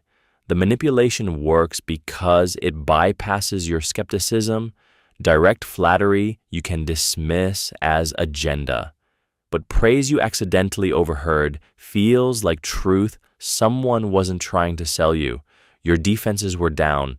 What makes this so sticky is that it leverages your deepest need to be truly seen and wraps it in a sense of lucky accident. You feel like you stumbled onto proof that you matter. In reality, you were led there by the hand. By the time you realize someone orchestrated the whole thing, you're already emotionally invested in maintaining the version of the relationship they created. The next time you hear something good about yourself secondhand, pause. Not to doubt the words, but to notice who benefits from you believing them and whether the route those words took to reach you was really as accidental as it felt. The vulnerability asymmetry. You tell someone a secret, something that costs you to say, and they listen, nod, hold it. Nothing comes back. You wait for them to open the same door, and it doesn't happen. So you open another door, and another. Each time you're hoping that this confession, this crack in your armor, will finally give them permission to be real with you too. But the math stays broken. You're 3 doors in, and they're still standing in the hallway. What gets wired into your nervous system without you noticing is this. The person holding all your tender places now owns a lever. They know where you hurt. They know what you fear. They know what shame lives in you, and you know almost nothing about theirs. That asymmetry doesn't feel like connection. It feels like risk. So your brain does the only logical thing. It makes you need to prove you're worth keeping, worth trusting with those secrets they refuse to share. You start performing, you become more available, more understanding, more forgiving, because if someone knows your fragility and they stay, then maybe they're safe. Vulnerability flowing one direction isn't bonding. It's a dependency tool. The person who remains closed doesn't feel grateful for your honesty. They feel powerful, and you become addicted to the hope that this confession will finally make them reciprocate. You're not building intimacy. You're building a dynamic where they're the strong one and you're the one proving you're worth the investment. The way out isn't to stop being honest. It's to notice when your vulnerability is being collected but never returned, and to recognize that as a red flag, not a reason to try harder. Attachment through inconsistency. You know that person who texts you constantly one day, then disappears for 3 days. then suddenly sends you a flood of affection at midnight. Your nervous system hates the unpredictability and keeps you checking your phone anyway. This is how intermittent reinforcement works, and it's one of the stickiest hooks in human psychology. Your brain doesn't bond to consistency, it bonds to the possibility of a reward. A gambling machine pays out at random intervals, and people will pull the lever until their fingers bleed. A partner who's warm one moment and cold the next triggers the same mechanism. You end up hypervigilant, always wondering what version of them you're going to get, always hoping this time the warmth will last. The terrible part is that unpredictability activates the dopamine system harder than reliability ever could. It's the uncertainty that makes you crave them, not the closeness. So someone who gives you what you need when you need it actually feels boring compared to someone who withholds love, then floods you with it, then vanishes again. You chase the high of being chosen, never knowing when it's coming. And they don't have to do much to keep you there, just enough inconsistency to keep hope alive. This is why people stay in situations that hurt them. It's not masochism. It's your reward system being hacked. The person becomes less important than the outcome you're waiting for, less about who they are and more about the scraps of attention that keep you spinning. If someone is doing this to you on purpose, that's abuse. If you're doing it to someone else, you're training them into desperation. Either way, knowing this pattern exists is the only way to stop mistaking pain for passion. The ghosting rebound spike. You vanish from someone's life, deliberately, silently, no explanation. 3 weeks pass, then one night they text you like nothing happened, or they show up in your location story, or worse, they text someone close to you asking about you indirectly. What just happened is the ghosting rebound spike, and it's one of the most reliable ways to plant permanent hooks into someone's psyche. When you disappear, you don't erase yourself. You become a mystery. Your absence becomes louder than your presence ever was. And when they suddenly see evidence that you're alive, happy, moving on, that silence breaks them open. They spiral into, maybe I was wrong, or I should have fought harder, or the really dangerous one, they're punishing me and I deserve to win them back. The human brain abhors a void, especially an unresolved one. Your ghosting created that void, and now every small sign of your life, a story, a mutual friend mentioning you, a text that could be misread as a sign, becomes proof that reconciliation is possible. They start monitoring you. They craft imaginary conversations where they finally get closure. They construct narratives where you ghosted because you were scared, not because you chose to leave. The worst part? The longer you stay gone, the more powerful the spike becomes when you finally reappear. Even a tiny hey can feel like an invitation to rebuild the entire relationship in their mind.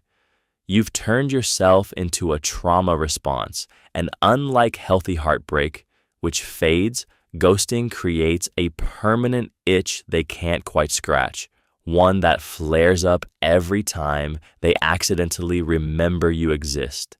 The fear of losing you isn't about who you are anymore. It's about the unfinished story you left them holding. Identity mirroring rapport. You ever notice how someone becomes irresistible the moment they seem to get you in a way nobody else does? They laugh at your jokes the way you laugh. They use your phrases. They share your taste, your values, your weirdness. Suddenly, they're not just a person anymore. They're a mirror, and you're staring into the most flattering version of yourself. This is identity mirroring rapport, and it works because humans are drawn to people who reflect them back. Our brains interpret that similarity as trust, as safety, as you understand me. The trap is that it's often constructed. Someone studying you for weaknesses learns your rhythm, your speech patterns, your dreams. They absorb them, remix them, offer them back to you as proof of a bond. And because we're wired to feel closer to people who remind us of ourselves, you don't question whether the similarity is real or learned. You just feel seen. That feeling is so intoxicating that when someone mirrors you perfectly, you become dependent on the validation they provide.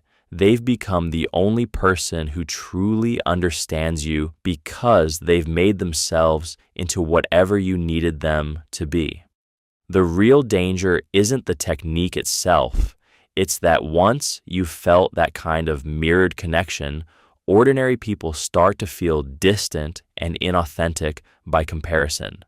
So the person who mirrors you best becomes impossible to leave, not because you love them, but because you've become addicted to feeling understood.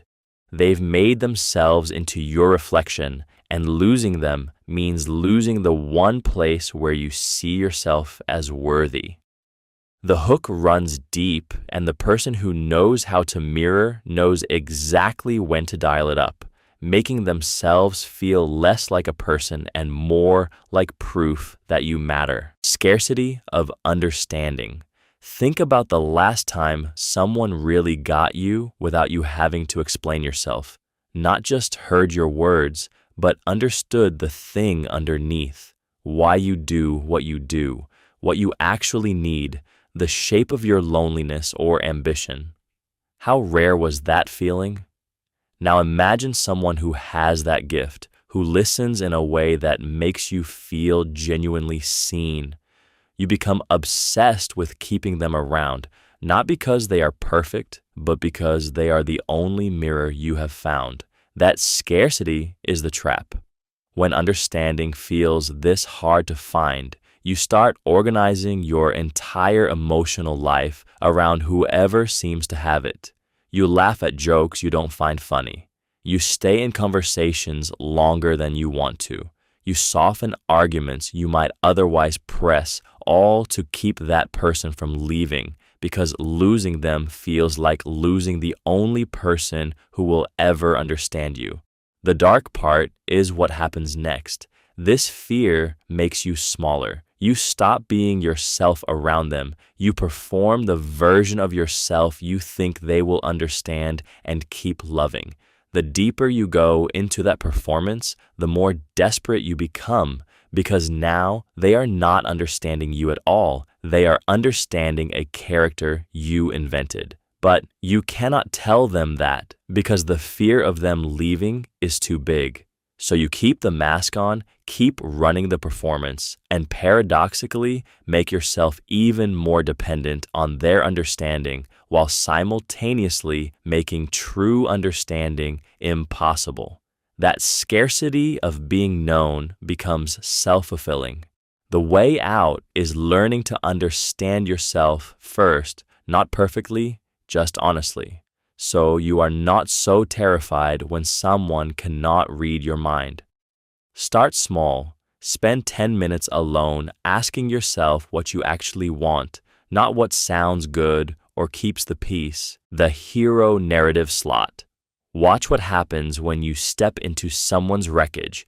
Suddenly, you're the only one who gets it, the steady hand they cling to, the person whose presence proves you matter. There's an almost narcotic rush to being cast as the rescuer. Their vulnerability becomes your purpose, and you begin to feel necessary in a way nothing else offers. They see themselves through your eyes, not as a whole person, but as a project only you can manage. And they stay small because stepping into their own power means losing the thing they've learned to depend on, you. The cage is perfectly choreographed. Both of you begin sabotaging any real change because growth would end the narrative you've built together. They can't leave because they're too wounded. You can't leave because they're too dependent. Independence becomes betrayal in their mind. Meanwhile, you stay locked in a role that only works if they stay broken. The truly dangerous part isn't that this feels wrong, it's that it feels like love. You wrap it in sacrifice, in devotion, in being the only one who truly understands them. You're both getting something real, certainty, purpose, a script that never changes. But what you're actually running is a perfectly calibrated system where neither person is allowed to become more than the story requires. If you notice yourself as the only one holding someone together or the only one who sees their worth, that's not intimacy. That's a hostage situation dressed up as care. Real love doesn't ask you to be their hero. It asks you to be the space where they learn to be their own.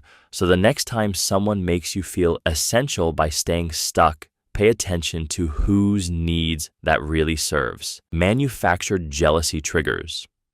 You mention someone else's accomplishment, and suddenly they're cold. You laugh at a friend's joke, and they ask why that's funny to you. You get home late, and they're already building a story about who you were with. These aren't accidents. They're the slow architecture of manufactured jealousy, and it works because it flips the script on you. Instead of them worrying about losing you, they've made you worry about losing them. A person who gets jealous over small things is actually broadcasting a hidden message. I need to matter more than everyone else, and I'll make you prove it. The trap is that you start managing their feelings, editing your stories, justifying your friendships, dimming your wins so their insecurity doesn't flare up. You've become a reassurance machine, and the machine gets hungrier. Tell them your coworker complimented your presentation, suddenly you're too proud. Grab coffee with an old friend, suddenly you're changing. The jealousy isn't about real threats, it's about control wrapped in the language of love. I only get jealous because I care so much. What they're really saying is, I care so much about keeping you small. The sticky part, manufactured jealousy works because you want to believe their emotions are your responsibility. That if you just love harder, explain more clearly, text back faster, they'll finally feel secure. They won't. Security has to come from inside them. You can't manufacture it no matter how small you make yourself. Watch for this early. The person who turns possessiveness into proof of devotion is training you to mistake control for connection. That's a slow poison that spreads quietly, and by the time you notice it, you're already rearranging your whole life around their triggers. The jealousy spiral doesn't end, it only deepens. The abandonment rehearsal. You wake up at 3 in the morning because your partner didn't text back for 2 hours. Your mind has already written the breakup scene, the conversation, their tired face, the apartment you'll have to leave. You run through it like a dress rehearsal, feeling the loss before it happens. By the time they text, "Sorry, fell asleep," you're somehow both furious and relieved, stuck in the aftershock of a story you invented. This is the abandonment rehearsal, the habit of pre-grieving relationships that are still intact. What makes it so sticky is that it feels protective. If you suffer the loss first, you think, maybe you'll survive it better, maybe you'll be ready. But here's what actually happens. You're training your nervous system to treat your person like they're already gone. Every dress rehearsal is a tiny practice at leaving, a micro goodbye that erodes the present moment you're supposedly protecting. Your partner feels the distance without knowing why. You become hypervigilant to proof of abandonment, interpreting a bad day at work as the beginning of the end. The rehearsal becomes self-fulfilling. They withdraw because you're withdrawn. They stop texting as much because you've already decided they will. You've cast yourself in a tragedy that hasn't happened yet, and now you're unconsciously directing everyone else into the role you've scripted for them. The escape here is quieter than you'd think. It's not about forcing faith or positive thinking. It's about noticing the moment the rehearsal starts. When you catch yourself writing the breakup scene, pause. Literally ask, is this happening now, or am I practicing pain? Then choose to stay in the actual conversation you're in, not the one you're fear casting. That small return to the present is where the real security lives. Emotional altitude swings. You love someone most right after they disappear for an hour, not because they left, because the relief when they return floods through you like a drug. They swing from distant and cold to suddenly present and warm, and your nervous system learns that closeness is rare enough to treasure. This is emotional altitude. The person keeps you in a valley of uncertainty so deep that any climb toward them feels like rescue. Here's what makes it so sticky in someone's mind. The brain doesn't actually prefer stability over variation. It prefers unpredictability mixed with reward. A text that takes 3 hours to answer then arrives with unexpected tenderness. A day of silence followed by an afternoon of intensity. A partner who is withholding, then generous, then withholding again. You start craving the summit more than you'd crave a steady plateau, because plateaus feel boring to the nervous system. They don't trigger dopamine the way the climb does, but the swing does. And because they control the altitude, they control your appetite for them.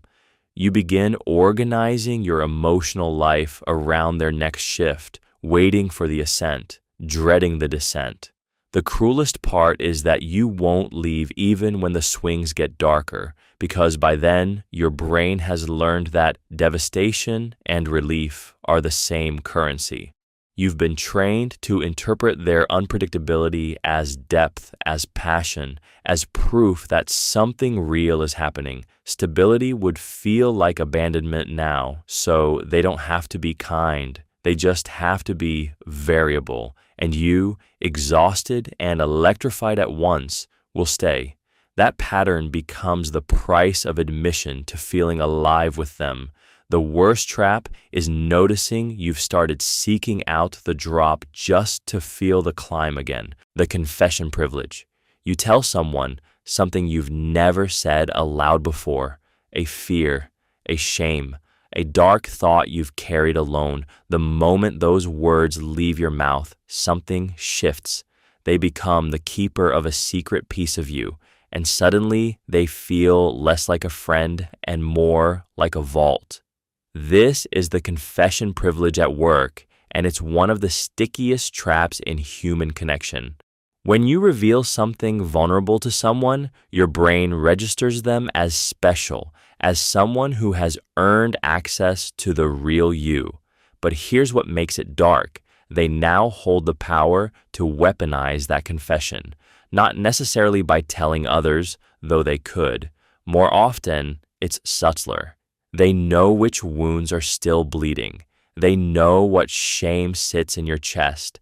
And in a moment of anger or control, they can remind you that they know, that they've heard the worst parts. You become afraid to leave because leaving means they might share your secret, or because you've already given them so much of yourself that abandoning them feels like abandoning your own honesty.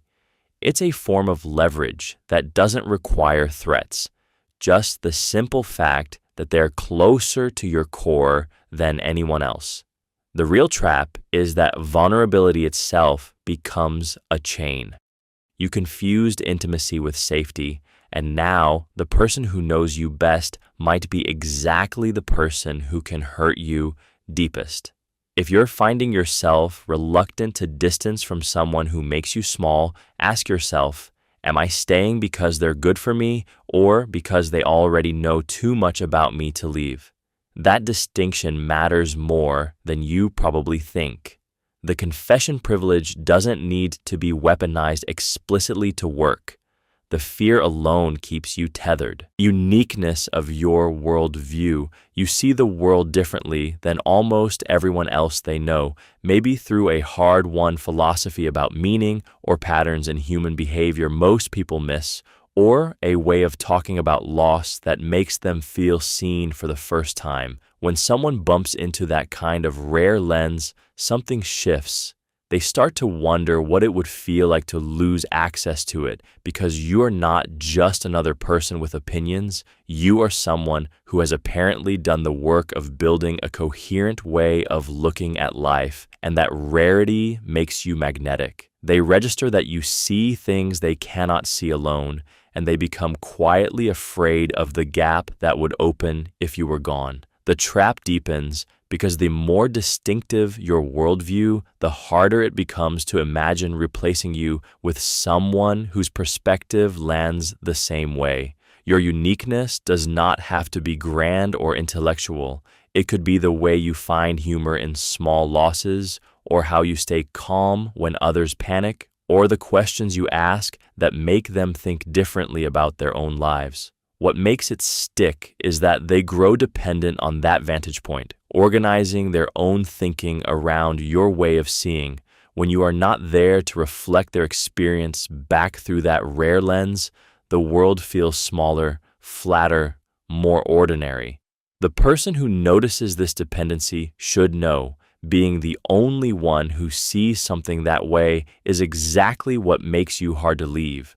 But it also means they are not staying because of who you are. They are staying because of what you give them, and that is a fragile kind of love to build on. The safety, then uncertainty loop. Think about the first few weeks with someone new, when everything feels predictable and steady. You text them, they text back fast. You make plans, they show up. Your nervous system relaxes because the world feels knowable again. Then, without warning, they take 12 hours to reply instead of 2. A date gets postponed. They seem distant in a way you can't quite name. Your body goes cold because you've tasted safety and now you're tasting its absence. This is the trap. Once someone has established a pattern of reliability, any deviation from it hits harder than it would have if they'd been inconsistent from the start. You're not reacting to their lateness or distance as standalone facts. You're reacting to the violation of a promise your nervous system believed it had received. The cruelty of this is that the best way to make someone afraid of losing you is to be reliable first. Give them safety. Let them settle into knowing you. Then introduce small, random moments of distance or unexplained behavior. Not cruelty dressed up as mystery, but genuine unpredictability. The human brain is wired to chase what it cannot predict. Certainty becomes dull. Uncertainty becomes magnetic. They will obsess over why you're distant. They will text more. They will check their phone more often. They will reframe their entire day around getting back into your good graces because the safe ground they stood on has become quicksand. And the worst part is that you don't have to do this consciously. Some people cycle between warmth and coldness naturally, and they accidentally become unforgettable.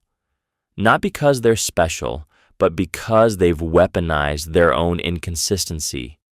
If you want to be hard to leave, stop being so predictable. Introduce a little shadow. Let them wonder. Safety tastes good, but fear of losing it tastes unforgettable. Anchored first impression weight. You meet someone, and in the first 5 minutes, they make you laugh so hard you forget what you came to say. 3 years later, nothing they do feels funny anymore, but you still see them as the person who made you feel that way, and the weight of that memory keeps pulling you back. That opening moment gets glued to who they are in your mind forever. Even when the evidence piles up that they've changed or never were that person, Your brain keeps one foot planted in that first impression, and it becomes the anchor that holds you in place when you should swim away. The psychological trick is devastating in its simplicity. We weight early information so heavily that later contradictions barely budge our overall judgment. If someone shows up as attentive and kind on day one, later neglect doesn't land as betrayal. It lands as a puzzle you try to solve, a temporary aberration from the real them. You rewrite the present moment to fit the past impression, not the other way around. What keeps people trapped in relationships that have long stopped serving them is not the current reality. It's the ghost of who that person was or seemed to be when the door first opened. The person stays afraid to lose you, partly because you are still living in the version of them that appeared on day one, and leaving means admitting that version was never as real as the anchor made it feel. Before you meet someone again, notice what weight you're giving to how they showed up first. That opening frame is sticky for a reason. Your brain learned long ago that first information survives better than later correction. The trap is that you've confused remembering them with actually seeing them, the withdrawal return cycle. You disappear for 3 days without explanation, and suddenly they are texting you in a way they haven't in months. Urgent, vulnerable, almost frantic. Then you reappear, warm and attentive, and they feel like they've won the lottery. The relief floods in so hard it rewires what closeness feels like. This pattern, repeated enough times, teaches them that your absence is danger and your return is salvation, and that becomes the shape of love in their nervous system. What makes it sticky is the neurochemistry underneath. The withdrawal creates a deficit state, cortisol rising, dopamine crashing, and when you return, the flood of relief and reconnection hits like a drug. Your presence becomes the thing that fixes the pain you created by leaving. Over time, they stop asking why you left at all and instead just become hyper-aware of the signs that you might leave again. They start accommodating you more, forgiving faster, checking in more often, because the cost of losing your return feels unbearable. They are not thinking this consciously. Their body is just learning that stability lives in your hands, not inside them. The real danger here is that this cycle can feel mutual. You might feel needed, seen, maybe even loved in a way that feels heavier and more intense than it should. But it is not intimacy. It is a trauma bond dressed up as devotion. If you are the one doing the withdrawing and returning, you have learned that disappearance is power. And if you are on the receiving end, you are slowly forgetting that real closeness does not require someone to leave and come back to feel real. The path out is learning to notice when your peace depends on another person's next move, because that is when you know you have stopped belonging to yourself. Curated imperfection charm. You've probably noticed how the person who admits they're a disaster at cooking, but then invites you to taste their attempt anyway, feels more trustworthy than someone who pretends to have it all figured out. That vulnerability is strategic, even when it doesn't feel like it. Real flaws disarm people in ways perfection never touches. A small, visible weakness makes you appear honest, relatable, and human, so the most magnetic people in your life aren't the ones without problems. They're the ones who know exactly which problems to show you and when. Here's where it gets sticky. Once someone learns that showing the right weakness builds attachment, it becomes a tool. They might accidentally let you see their insecurity about being alone, their fear of abandonment, their struggle with self-worth, and suddenly you feel needed. You become the person who sees past the flaw, the one who matters enough to be trusted with the truth. They've given you a role in their story, and roles are harder to walk away from than relationships ever are. The dangerous version runs deeper still. Someone curates their imperfections so carefully that you never see the real damage underneath. They show you the charming mess, the endearing chaos, the "I'm a bit broken but in a cute way" energy, while the actual wounds stay hidden. You fall for the performance of vulnerability instead of the real thing. And that gap between the curated flaw and the truth, that's where they keep you. Because the moment you start to sense something doesn't add up, you've already bonded with the version they showed you, not the one they actually are. The attachment hardens before the truth arrives. What makes this even harder to spot, they might genuinely believe their own act. The line between strategic vulnerability and honest self-doubt blurs so completely that even they can't find it anymore. The insider language bond. You and someone develop a private joke, a phrase that means nothing to anyone else, a way of texting, a song reference only you two get, a code for the thing you both hate. The moment that inside language forms, something shifts. You are no longer just connected. You are members of a club, and everyone else is outside looking in. Your brain registers this as intimacy, as proof that this person knows you in a way nobody else does. And it works.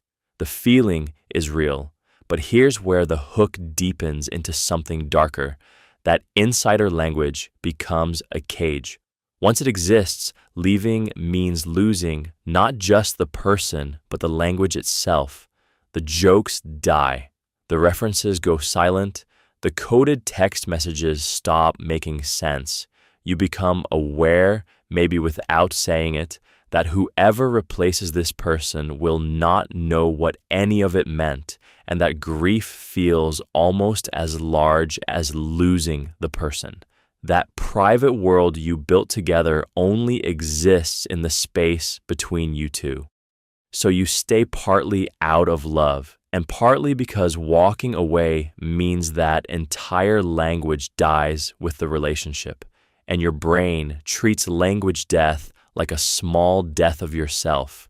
The person has woven themselves so deeply into how you speak, what you find funny, how you understand the world, that untangling feels impossible, and they know it.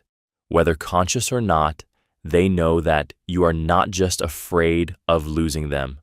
You are afraid of losing the version of yourself that only exists when they are listening. That version is real, and it is theirs alone to witness. Escalating disclosure spiral. You tell someone a small secret, something embarrassing, something you've never said out loud. They respond with warmth, with non-judgment. So next time, you go deeper, a shame you've carried for years. Again, they hold it without flinching. Now you've handed them pieces of yourself that nobody else knows, and something shifts in your nervous system. They have leverage, yes, but more than that, they've become a container for your vulnerability. You need them to keep seeing you this way, as someone they've chosen to know completely. The spiral tightens when you realize that the more you reveal, the more dependent you become on their continued acceptance. A disagreement now feels existential because they know too much. If they leave knowing all of you. That fear rewires your behavior. You become more careful, more attuned to their moods, more willing to bend your own boundaries to keep the relationship intact. You've given them emotional collateral, and your brain registers the risk of losing them as almost physical. What makes this particularly sticky is that the person on the receiving end often feels equally bound. They carry your secrets, your pain, your darkest corners. They feel responsible, trusted, essential. Both of you are now locked in a dynamic where vulnerability has become currency and withdrawal feels like betrayal. The way out isn't to stop sharing, it's to share with a clearer eye. Notice when disclosure becomes a way to test loyalty or create obligation rather than genuine connection. Real intimacy doesn't require you to mortgage your freedom. The people worth keeping will prove they're safe before you hand them your whole story. Watch for the moment when secrecy shifts from honesty to control. That's where the spiral lives. The soft rejection sting. You know that moment when someone takes forever to text back, not hours, just noticeably longer than before, and it hits different than a straight no. Or they say, "That sounds nice," to your dinner invitation, but never actually book it, leaving the door cracked open just enough that you keep reading into the silence, replaying the exact words, wondering if you missed something. A flat rejection lets you grieve and move on. A soft one parks you in the waiting room, phone refreshing, because the ambiguity itself becomes the hook. Your nervous system doesn't need cruelty to get attached. It needs uncertainty. It holds the hope alive while also whispering the fear, and that exact combination, both at once, makes you grip harder than you'd grip a clear yes or no. You start doing the math in your head. Maybe if you were warmer, funnier, less needy, more interesting, the response would shift. So you lean in. You text brighter. You make yourself smaller and shinier, all to convert that lukewarm feeling into a full yes. The person on the other end probably isn't even aware of what they're doing. They're not coldly calculating, just a little distant, a little vague. But that distance is precisely what keeps you attached, because there's still the possibility, however thin, that you could turn it around with the right move, the right tone, the right version of yourself. And here's the real trap. Soft rejection doesn't let you mourn cleanly. You can't let go of what's technically still alive, so you stay suspended, waiting for the warmth that might never come, becoming smaller and more afraid of losing something that was never fully yours to begin with. Perceived option abundance. Swipe, swipe, swipe. The dating app never runs out of faces. There is always someone prettier, funnier, richer, less complicated, waiting just one thumb flick away. And here is what gets sticky. When someone knows you know this, they become a little less real to them, not because you are replaceable, but because the replaceable feeling is everywhere now, baked into how all of us think about commitment. You start to wonder if your person is staying because they genuinely choose you, or because they haven't swiped hard enough yet to find someone better. That doubt corrodes from the inside, slow and quiet. The psychology that makes someone afraid to lose you often hinges on the opposite, making them feel like you have nowhere else to go. You create genuine scarcity around yourself. You are harder to reach. You have a full life that does not depend on their attention.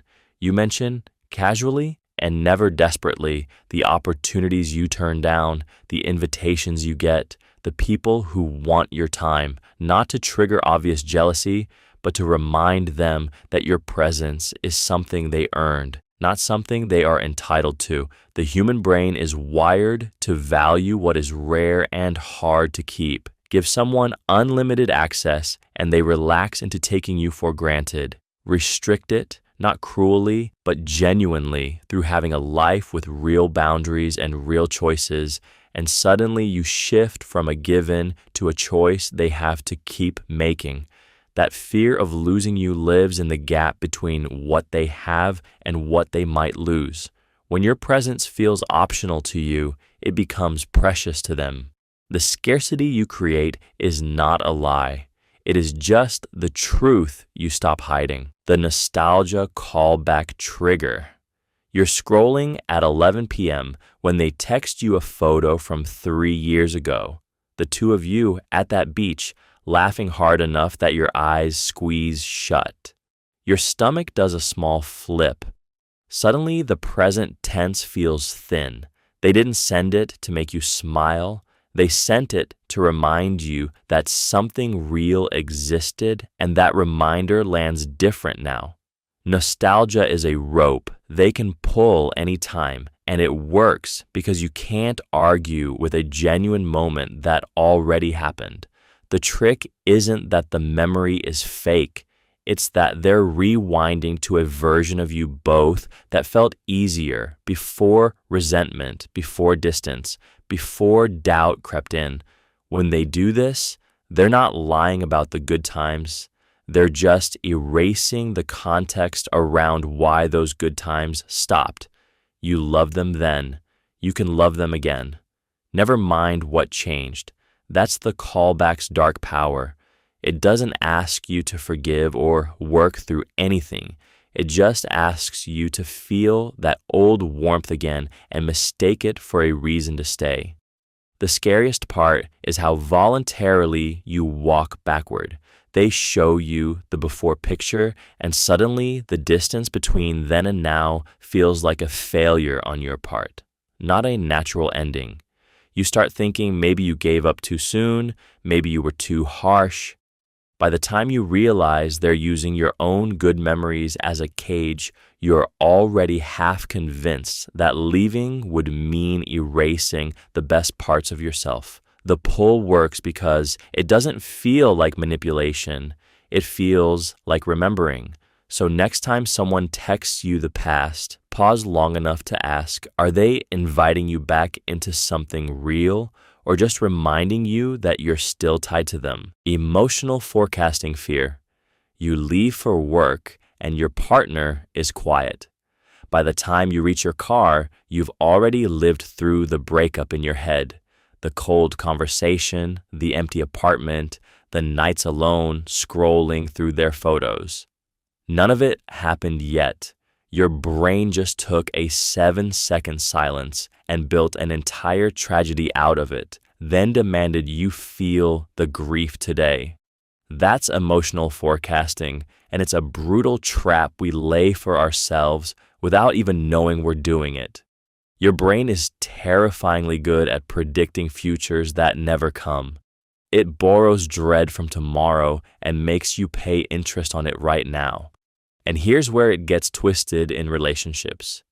When you're afraid of losing someone, emotional forecasting becomes a weapon you point at them. You imagine how badly it would hurt, so you start withdrawing first, just a little, just to soften the blow. You get distant before they leave. You test them by being cold, watching to see if they'll fight for you or just accept it. You're trying to control the pain by rehearsing it, but what they're actually experiencing is abandonment happening in slow motion. They feel the distance you created and start building their own walls, making the breakup you forecasted actually real. The cruelest part, you conjured a ghost and then spent all your energy running from it, never noticing the real person in front of you trying to stay. The antidote isn't positive thinking or white-knuckling your way to optimism. It's catching yourself mid-forecast when you're spiraling into what-ifs and asking one question: is this happening now, or am I making it happen by treating it like it is? That pause won't fix your anxiety, but it might save what you're so afraid to lose: the irreplaceability illusion. Think about the last time someone told you that you were the only one who could do something for them, handle their stress, make them laugh at 3 a.m, listen without judgment. It felt good. It also felt like a small cage closing. That feeling, that sense of being uniquely necessary, is one of the stickiest emotional hooks we have, and it works both ways. When you convince someone they need you specifically, they start to fear losing you in a way that has nothing to do with rational choice. When someone makes you feel irreplaceable, you fear abandoning them because the narrative becomes, if I leave, they'll fall apart, and that will be on me. Neither version is true, but neither version matters once the story takes hold. The dark part is how easy it is to manufacture this illusion, not always with malice, sometimes just with consistency and a little vulnerability. You show up, you remember details, you deliver exactly what they needed when they needed it. Over time, they stop asking if anyone else could show up that way. They only know that you did. And now the relationship has a strange gravity. They're afraid you'll realize you're not actually that special, and you're afraid they'll discover they can survive without you. Both fears keep people locked together long past the point of genuine connection. The trap springs when someone finally leaves, not because the irreplaceability was ever real, but because they finally noticed it was the only reason they stayed. Real connection doesn't require you to be the only answer to someone's life. If you're feeling pressure to be that person, or if you're making someone into one, that's the moment to get honest. Is this love, or is this mutual insurance against loneliness? Selective responsiveness pattern. You text them 3 times in a row. No answer. Then, hours later, when you've given up, they reply in seconds. Not to your message, but to something casual someone else sent. You notice it. Your brain absolutely notices it. What your mind does next is the thing. It rewires the entire relationship around that variable schedule of attention. Because intermittent responses feel like a privilege you haven't quite earned, like you're always one message away from being ignored again. Like maybe if you say the right thing or time it perfectly, you'll get that quick reply you're craving. That uncertainty becomes the hook. They're not unresponsive, they're selectively responsive, which is far more dangerous. It teaches your nervous system that their attention is a scarce resource you have to compete for, even though they're literally online, even though they saw your message. The randomness is what locks you in. Slot machines work the same way. You pull the lever not knowing when it pays out, so you keep pulling. If it always paid on the third pull, you'd lose interest fast. But random, you're hooked. In a relationship, selective responsiveness creates a person who is always trying, always wondering if today is the day they're worthy of a quick answer, always performing a little harder to earn consistency that should never have been conditional. The cruelest part is how plausible deniability works here. They can always claim they were busy, they didn't see it, their phone died, but you know the truth. They chose when to be available, and knowing someone can choose to respond but doesn't, that's the specific flavor of fear that makes you stay vigilant, stay eager, stay small. It's not neglect that hooks deepest. It's being shown you could matter more if you just figured out the pattern. The pursuit inversion flip. You know that moment when someone stops trying? The calls get quieter. The texts space out. Maybe they're tired. Maybe they've moved on. But something shifts in you the instant the pressure lifts. Suddenly, you're the one reaching. Suddenly, you're the one checking your phone at 2 a.m., refreshing the conversation thread. This is the pursuit inversion flip, and it lives in that gap between wanting and being wanted. When someone pulls back, especially after months of chasing you, your brain rewires what they mean. Before, you could dismiss them as too available, too eager, too easy to get. But the moment they stop, truly stop, the narrative flips like a light switch. Now they're mysterious. Now they're the prize. Now you're the one willing to trade your peace for a single word from them. This is how people hook others without even trying. They stop performing for you. They stop proving themselves. They simply live their life, and suddenly that life feels like proof you weren't enough to keep them trying, and you, desperate to restore the old dynamic where you felt wanted, become the one proving everything. You text first, you apologize for things that weren't your fault, you change, you bend. The cruelest part is that your effort now feels like love instead of what it might actually be, fear of abandonment by someone you had to convince to stay. The flip happens so fast you don't see it coming. One day, you're walking away. The next day, they're walking away, and you've already started running toward them. Watch for this pattern in your own life, not to shame yourself, but to notice the exact moment when you're chasing because someone is actually valuable versus when you're chasing because they finally decided not to. Status, uncertainty, tension. You've seen it happen in real time. Someone doesn't return your text for 2 hours and suddenly you're rewriting the whole relationship in your head. Were you too much? Did you say something wrong? Is this the beginning of the end? The actual answer doesn't matter yet because you're already living in the gap between what you know and what you don't. And that gap is where attachment gets its teeth. Status uncertainty is when a person's position in someone else's life becomes unclear, not hostile, just ambiguous. You used to talk every day, now it's sporadic. They seemed close, now they're warm but distant. No betrayal, no breaking point, just a slow fog. Your nervous system doesn't file ambiguity away as neutral. It leans toward threat. When clarity vanishes, your mind manufactures reasons because reasons feel safer than the possibility that your status, how much you matter, where you stand, has quietly shifted, and the person doing this doesn't even have to intend it. A busy week, a new job, a shift in emotional bandwidth, and suddenly they're less available. But you're the one feeling erased. That's where the trap closes.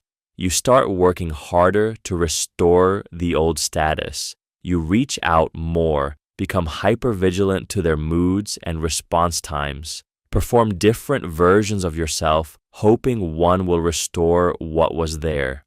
The stickiest part is that nothing concrete has happened, so you can't ask directly without sounding needy or desperate. You stay in the fog, collecting data that will never calm you down because the only data that would help is reassurance, which they may not even know you need. So you bend yourself smaller, trying to vanish the problem by vanishing parts of yourself. The comfort, withdrawal, shock. Think about the last time someone was suddenly kind to you after being distant. Not just kind, attentive, warm, asking real questions, remembering small things you said weeks ago. Your whole body relaxed, didn't it? Like you'd been holding your breath and didn't know it. That's the trap. Your nervous system learned that this person's warmth is the antidote to their coldness, and now you're wired to need both. The pain and the relief become a single circuit. When they go cold again, it doesn't feel like a return to normal. It feels like withdrawal. You're not just missing them. You're missing the chemical state their attention creates in your body. And here's what makes it stick. The relief phase feels so good because the crash was so deep. Your brain stops asking whether you should be crashing and relieving at all and starts asking only how to get back to that high. It's the reason people stay in patterns where someone is hot and cold, ignoring it and forgiving it and coming back for more. The comfort itself becomes the hook. They know this works too, even if it's unconscious. Showing up with tenderness after pulling away is a powerful way to make someone afraid to leave, because leaving means losing not just the person. It means losing the only source of relief from the pain they themselves created. You're no longer attached to who they are. You're attached to the emotional weather system they control.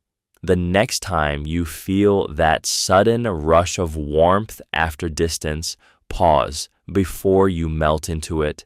Ask yourself, am I grateful for this person, or am I grateful to escape the feeling they gave me?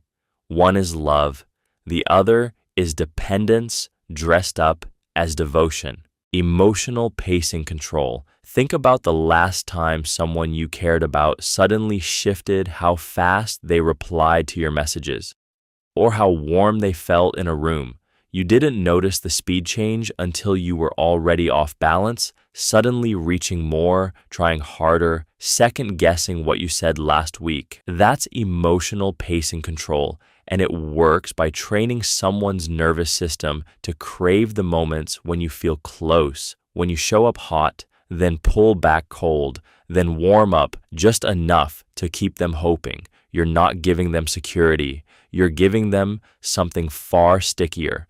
The fear of losing access to those highs. The person on the other end doesn't learn to feel safe. They learn to feel lucky when closeness happens, anxious when it doesn't, and hyper aware of every tiny shift in your tone or attention. What makes this trap so invisible is that it feels accidental to them. They blame themselves for being clingy, for needing too much, for reading too much into things. But the real genius is that you never have to say anything mean or reject them outright. You just control the rhythm. Fast, slow, distant, suddenly present. Their nervous system gets rewired to fear the gaps between your warm moments. And because you're technically never abandoning them, you're just being inconsistent, they can't quite name what's wrong. They just know they don't want to risk losing you, because losing you means losing the only person who can regulate their emotional temperature anymore. You become the thermostat, and they become someone who can't function without accessing that temperature. That fear runs deeper than love, and it keeps them tied to you long after the relationship stops feeling good to either of you. The chosen one framing. You meet someone who tells you they've never felt this way before, that you're different, special, the one person who really gets them. It lands soft, warm, almost like permission to relax into being loved. But watch what happens next. They start creating situations where you're the only one who can solve their problem, calm their anxiety, or make sense of their chaos. You become the exception to every rule they have, the person who transcends their usual patterns. This is the chosen one framing, and it's a hook disguised as a compliment. What makes it stick is simple. You are being told you matter in a way no one else ever has. Your ego buys it. Your nervous system settles because the message is, you are safe here, you are needed here. But the mechanism underneath is extraction. By positioning you as chosen, as the singular person who understands them, who can handle their darkness, who won't leave like everyone else, they create a cage made of flattery. You start tolerating things you wouldn't normally tolerate because leaving would mean you were wrong about being special. It would mean admitting they were lying or that your uniqueness wasn't real. The fear of being unchosen becomes stronger than the instinct to protect yourself. Pay attention when someone moves very fast into telling you that you're different. Notice if you're being asked to accept behaviors or secrets no one else would accept.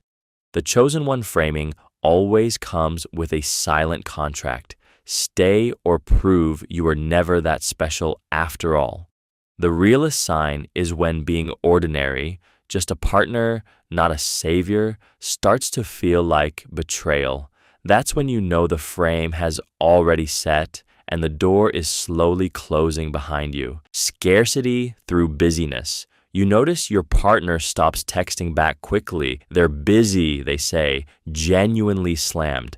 And suddenly, the relationship feels fragile in a way it didn't before. A delayed message that used to mean nothing now feels like a warning.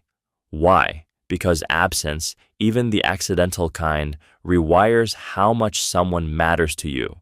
When someone is suddenly less available, your brain treats them like a limited resource.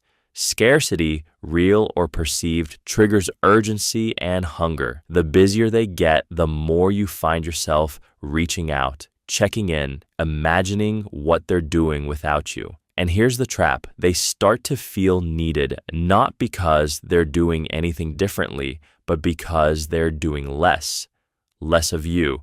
This works both ways. If you want someone to feel like they can't afford to lose you, become strategically unavailable, not through games, but through genuine busyness that makes your presence rare. Suddenly, your time becomes currency. Your attention becomes the thing they're competing for. 3 messages go unanswered and they're wondering if something shifted. A dinner canceled because work ran late, and they're relieved when you finally have an evening free again. The cruelest part is that busyness doesn't have to be real, it only has to be visible. A full calendar, late nights that keep you from responding. A schedule that makes spontaneous plans nearly impossible. These all create the same effect. You become less predictable, less present, and therefore more essential. People cling harder to what might slip away. The pattern matters more than the truth. Your absence becomes proof of your value, not a sign you've pulled away. So if you find yourself afraid of losing someone, pause and ask whether they're busy or whether they've learned that distance works as a tool. Watch the pattern across weeks, not excuses in moments. That's where you'll find what's real. The empathy asymmetry hook. You share something raw, a fear, a failure, a moment when you felt small. They listen, nod, maybe even share something back. But here's where it gets sticky. You've just handed them the blueprint of what breaks you, while they've kept theirs locked away. That imbalance becomes a hook because now you're the one who feels seen, vulnerable, slightly indebted. They didn't have to reciprocate, they chose not to. And somehow, that restraint makes you want to earn their trust even harder. This is what happens when someone shows you selective empathy. They demonstrate they can understand you deeply, but they decide the depth is one-directional. You find yourself doing emotional labor to close the gap, working to understand them the way they claimed to understand you.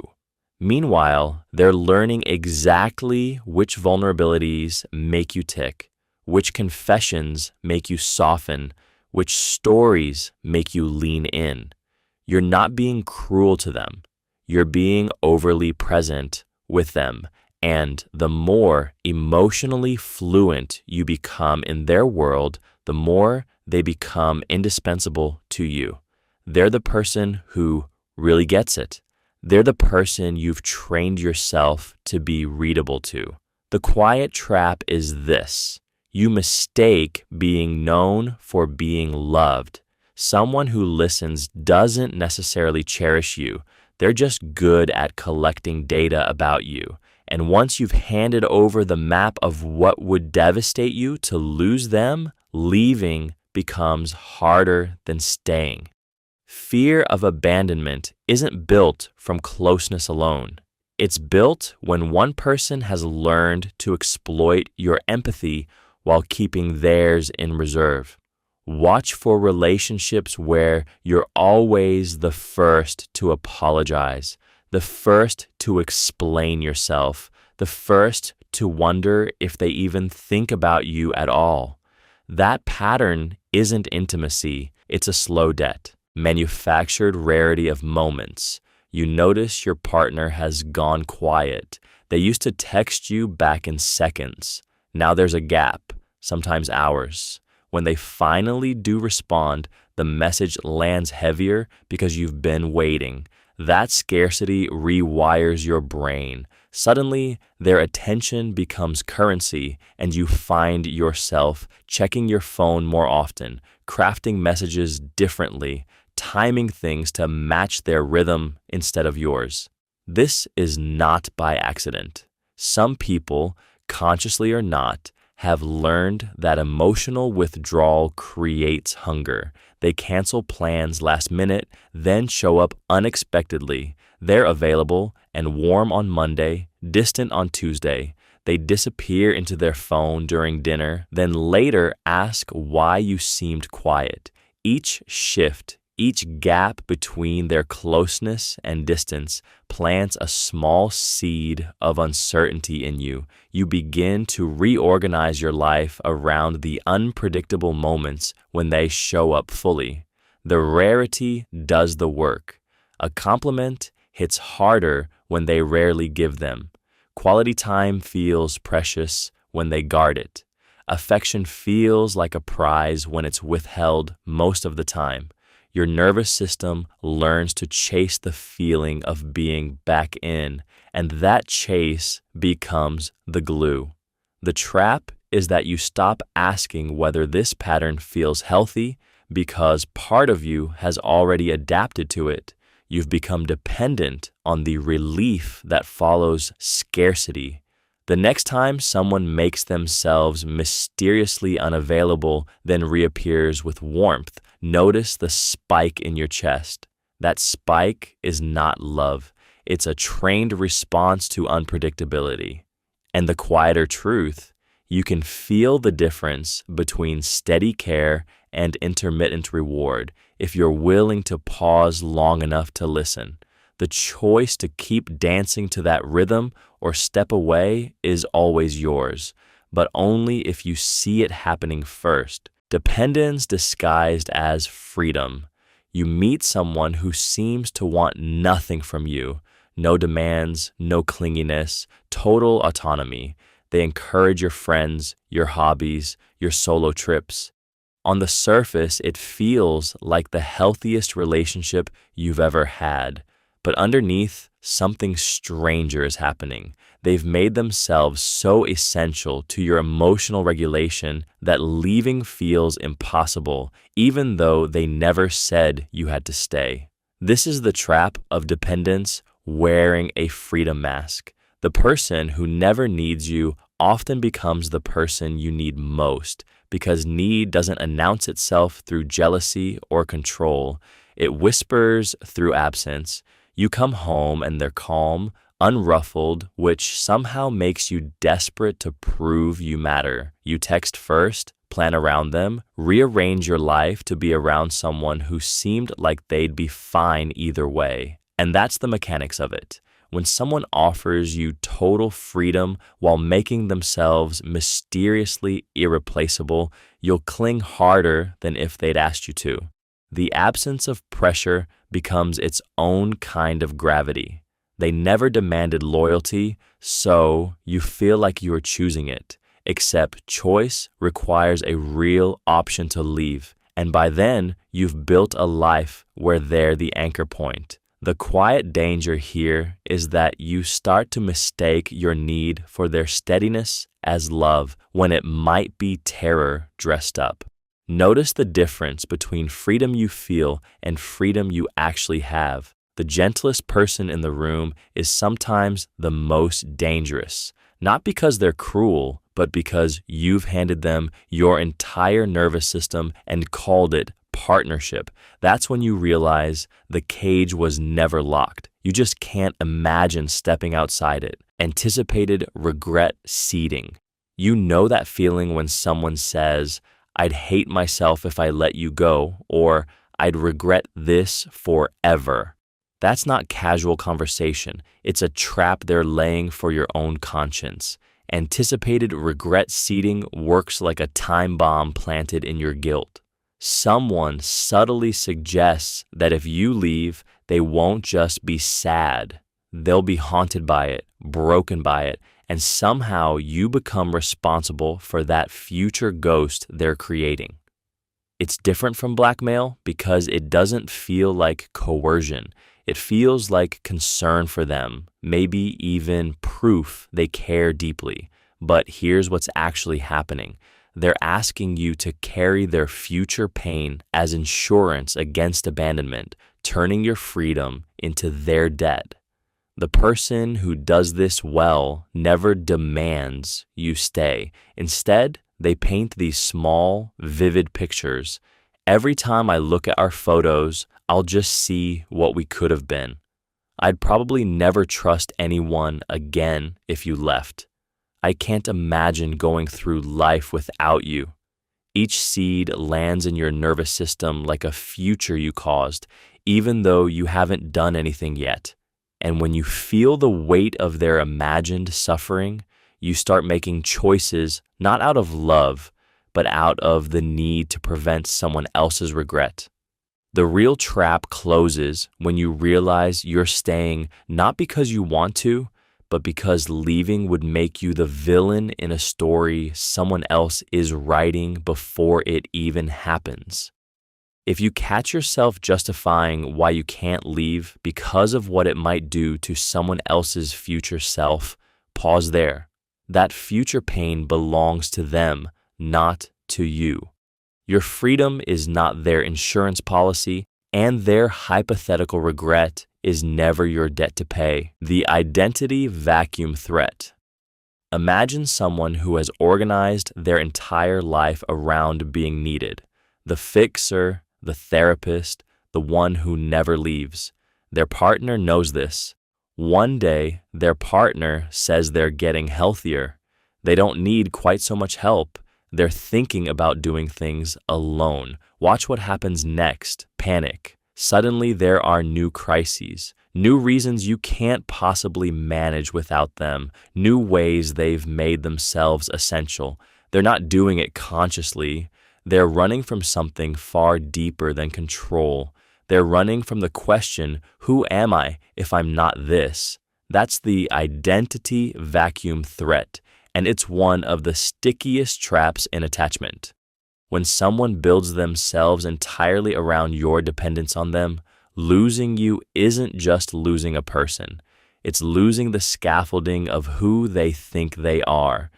So they unconsciously engineer situations that keep you stuck, keep you reaching for them, keep you small enough that you still need them. The mechanism is elegant and brutal. They convince themselves they're helping you. They convince themselves the crisis is real, and you stay exactly where they need you to be because their sense of self has become a cage with no exits. The trap doesn't break until someone is willing to ask the harder question, what remains when I stop being essential? Most people aren't ready for that answer because the silence of that question feels like death. But here's what matters. If you notice yourself staying put because your person falls apart when you grow, that's not love. That's hostage-taking dressed in concern. The person who loves you should want to lose their grip on you, should want you strong enough to choose them rather than need them. Watch for that. It changes everything. Approval, intermittency. You text someone you care about and get a warm response, real warmth, the kind that makes you feel seen. Then you text again the next day and nothing. Radio silence for hours, maybe a day. Then they're back, suddenly attentive, suddenly kind again. Now you're checking your phone compulsively because that warmth felt real, and you're trying to decode what changed or what you might have done wrong. Slot machines work exactly this way. Pull the lever, and sometimes you win, sometimes you lose, but it's the randomness that keeps your hand moving. Your brain isn't wired to ignore a reward that shows up unpredictably. It's wired to chase it harder, to calculate, to obsess over patterns even when none exist. When approval comes reliably, you can relax into it. When it vanishes and returns without warning, you stop relaxing entirely. You start performing, adjusting your tone, your timing, your availability. Maybe you were too much or not enough. Maybe you need to be more fun, more grateful, more whatever they seemed to respond to last time. The person you're attached to might not even be doing this consciously. They could be drowning in their own phone, their own chaos, their own mood swings, but you experience their inconsistency as proof that your love is fragile and conditional, worth fighting for. That fight, that constant recalibration, is exactly what weaves you deeper into their life, unable to step back or leave. You mistake the uncertainty for passion, the cage door for an open invitation. It isn't locked. It just opens and closes randomly, and you're too terrified to test whether you could actually walk through it. The retrospective idealization. You end a relationship and spend the next 3 months remembering only the good parts, the way they laughed, the dinner they cooked, the text they sent at midnight. Your brain has quietly erased the fights, the unkept promises, the nights you felt small. This isn't nostalgia, it's your mind performing surgery on the past, removing all the pain and leaving only the gold. When they see you clinging to that perfected version of them, they feel the weight of an impossible standard. They can't compete with a ghost. The real version of them, flawed, tired, human, will always disappoint because they're being measured against a fiction. But the deeper trap is that retrospective idealization works both ways. When someone realizes you've mythologized them, they either stay to protect that image of themselves, fearing the day you see the truth, or they stay because they suspect that if they leave, you'll replace them with someone else who fits the fantasy better. Either way, you've accidentally made them your prisoner. The irony cuts hard. By making them seem irreplaceable in your memory, you've made them feel replaceable in your present. They start to wonder if you're mourning the person or the performance. And if they suspect you're grieving the idea rather than the reality, they may work overtime to become that idealized version, exhausting themselves, abandoning their actual self, just to keep you from walking away. They're trapped between two deaths, becoming someone they're not or losing you entirely. The strangest part is that you've locked them in with a ghost they can never be. The smallest antidote is brutal honesty. Remember them as they were, flaws included. That's the person you actually loved, not the one you invented afterward. Emotional cliffhanger endings. You know that moment when someone tells you they need to talk later, or they say something half-finished and then change the subject, or they leave a conversation with tension still hanging in the air? Your brain doesn't accept the incomplete story. It keeps chewing on it. You replay the words. You imagine 5 different endings, each one slightly more catastrophic than the last. That loop running in your head while you wait for the other shoe to drop, that's not an accident. It's a hook, and you're the fish. When someone leaves you in emotional suspense, they create what psychologists call an open loop, and your mind treats unfinished emotional business like an itch that won't resolve. It pulls your attention back again and again, making you obsess about the relationship and what might happen next. The person who does this, whether consciously or not, becomes the center of your mental gravity. You think about them more than you would if they had just said the hard thing outright. You rehearse conversations. You check your phone. You imagine reconciliation or disaster. The cliffhanger keeps you tethered because your brain craves closure, and they alone have the power to give it. It's a kind of psychological hostage situation disguised as intimacy. And the worst part? The longer they wait to resolve it, the more real estate they take up in your thoughts. You become so focused on the unfinished story that you miss other options, other people, other life. The antidote is recognizing when someone is using ambiguity as leverage, when the tension is being maintained rather than resolved. ask for clarity directly. Refuse to live in the pause, because a person who truly cares about you won't leave you suspended for the sake of control. The unmet expectation ache. You show up exactly as promised, but it turns out they were waiting for the version of you that lives in their head. That gap, the one between what you actually did and what they imagined you would do, creates a small, hollow space between you both. Most people don't admit this space exists. Instead, they blame you for failing them, even though the failure was never yours to own. You said you'd call Wednesday. They needed a call that proved you couldn't live without them. You brought flowers. They needed flowers that meant you'd been thinking about them all day. The cruelest part is that you can never quite fill that gap because it isn't measured in actions. It's measured in intentions they guessed at and are now holding you accountable for not living up to. When you miss an unspoken expectation, something shifts in how they see you. You become the person who doesn't care enough, the one who takes them for granted, the proof they should have never trusted you in the first place. And because they never told you what they needed, you have no way to course correct. You're guilty of a crime you didn't know you committed. This is the trap. People who love you hardest often expect you to read their mind in real time. And when you inevitably fail, the ache becomes evidence that you don't deserve them. They tighten their grip because loosening it feels like accepting that nobody will ever meet them where they actually live. The closer you are to someone, the more dangerous these unmet expectations become. They start to feel like proof that the relationship is breaking, when really it was built on a story only one person was telling. Next time someone says you've let them down but can't say what you should have done differently, remember, you might not be failing them. You might just be refusing to disappear into their fantasy. Perceived depth, exclusivity. Think about the last conversation you had that felt different from all the others.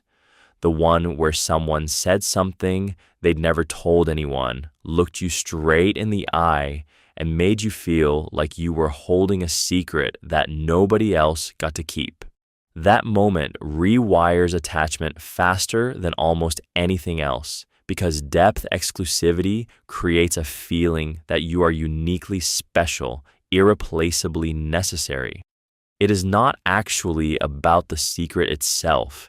It is about the implication that, without you, that part of them stays locked away. When someone shares their softest thing only with you, your brain registers that as a social contract. You are the one they trust, the one they choose, the one they cannot afford to lose. The trick is that this works even when the sharing is performed, even when they are consciously using vulnerability as a tether. You believe you are seeing the real person, unguarded and raw, and that belief bonds you instantly. Over time, this creates a high-stakes dynamic. If they withdraw that exclusivity or share a similar depth with someone else, you do not just feel replaced, you feel exposed and betrayed because you thought you were the only mirror they show themselves to. The person who holds this trigger knows exactly how powerful it is. They dole out these moments carefully, then occasionally pull back, creating a hunger in you to earn back that intimacy. You find yourself working harder to be the person they confide in, checking in more, offering more of yourself, trying to prove you deserve to stay in that inner circle. And the more you work for it, the more real it feels, and the more terrified you become of losing it. That fear is the point. It makes you stay. The reassurance rationing. You text them something vulnerable. They respond warmly. You feel safe. Then you text again the next day, needing that same warmth, and suddenly the replies are slower, shorter, cooler. Not mean, just less. You begin to wonder what you did wrong, so you wait longer before reaching out next time. You measure your words more carefully. You curate your need. This is reassurance rationing, and it's one of the most efficient ways to keep someone emotionally dependent without ever having to say no directly. What makes it so insidious is that it doesn't feel like rejection, it feels like natural distance. They pull back just enough that you start chasing just a little harder, and chasing makes you feel like the needy one. Soon you're managing your own emotional requests before they even have to, editing yourself into a smaller version that won't demand too much. The person doing the rationing doesn't have to do anything cruel. They just have to be inconsistent. Warm one day, distant the next, available in crisis, absent in calm. Your brain learns that reassurance is scarce and precious, so you hold on to whoever controls the supply. The trap is that you end up working to earn back what should never have had a price tag. You become grateful for basic warmth. You interpret indifference as thoughtfulness. You tell yourself they're just busy, just private, just not great with words. And somewhere in that reframing, you've handed them the power to make you feel worthy or unworthy based on how much attention they feel like giving today. The antidote isn't to demand consistency, that usually backfires. It's to notice when you're editing yourself down to fit through someone's emotional door, and to ask yourself quietly whether you want to keep living that small,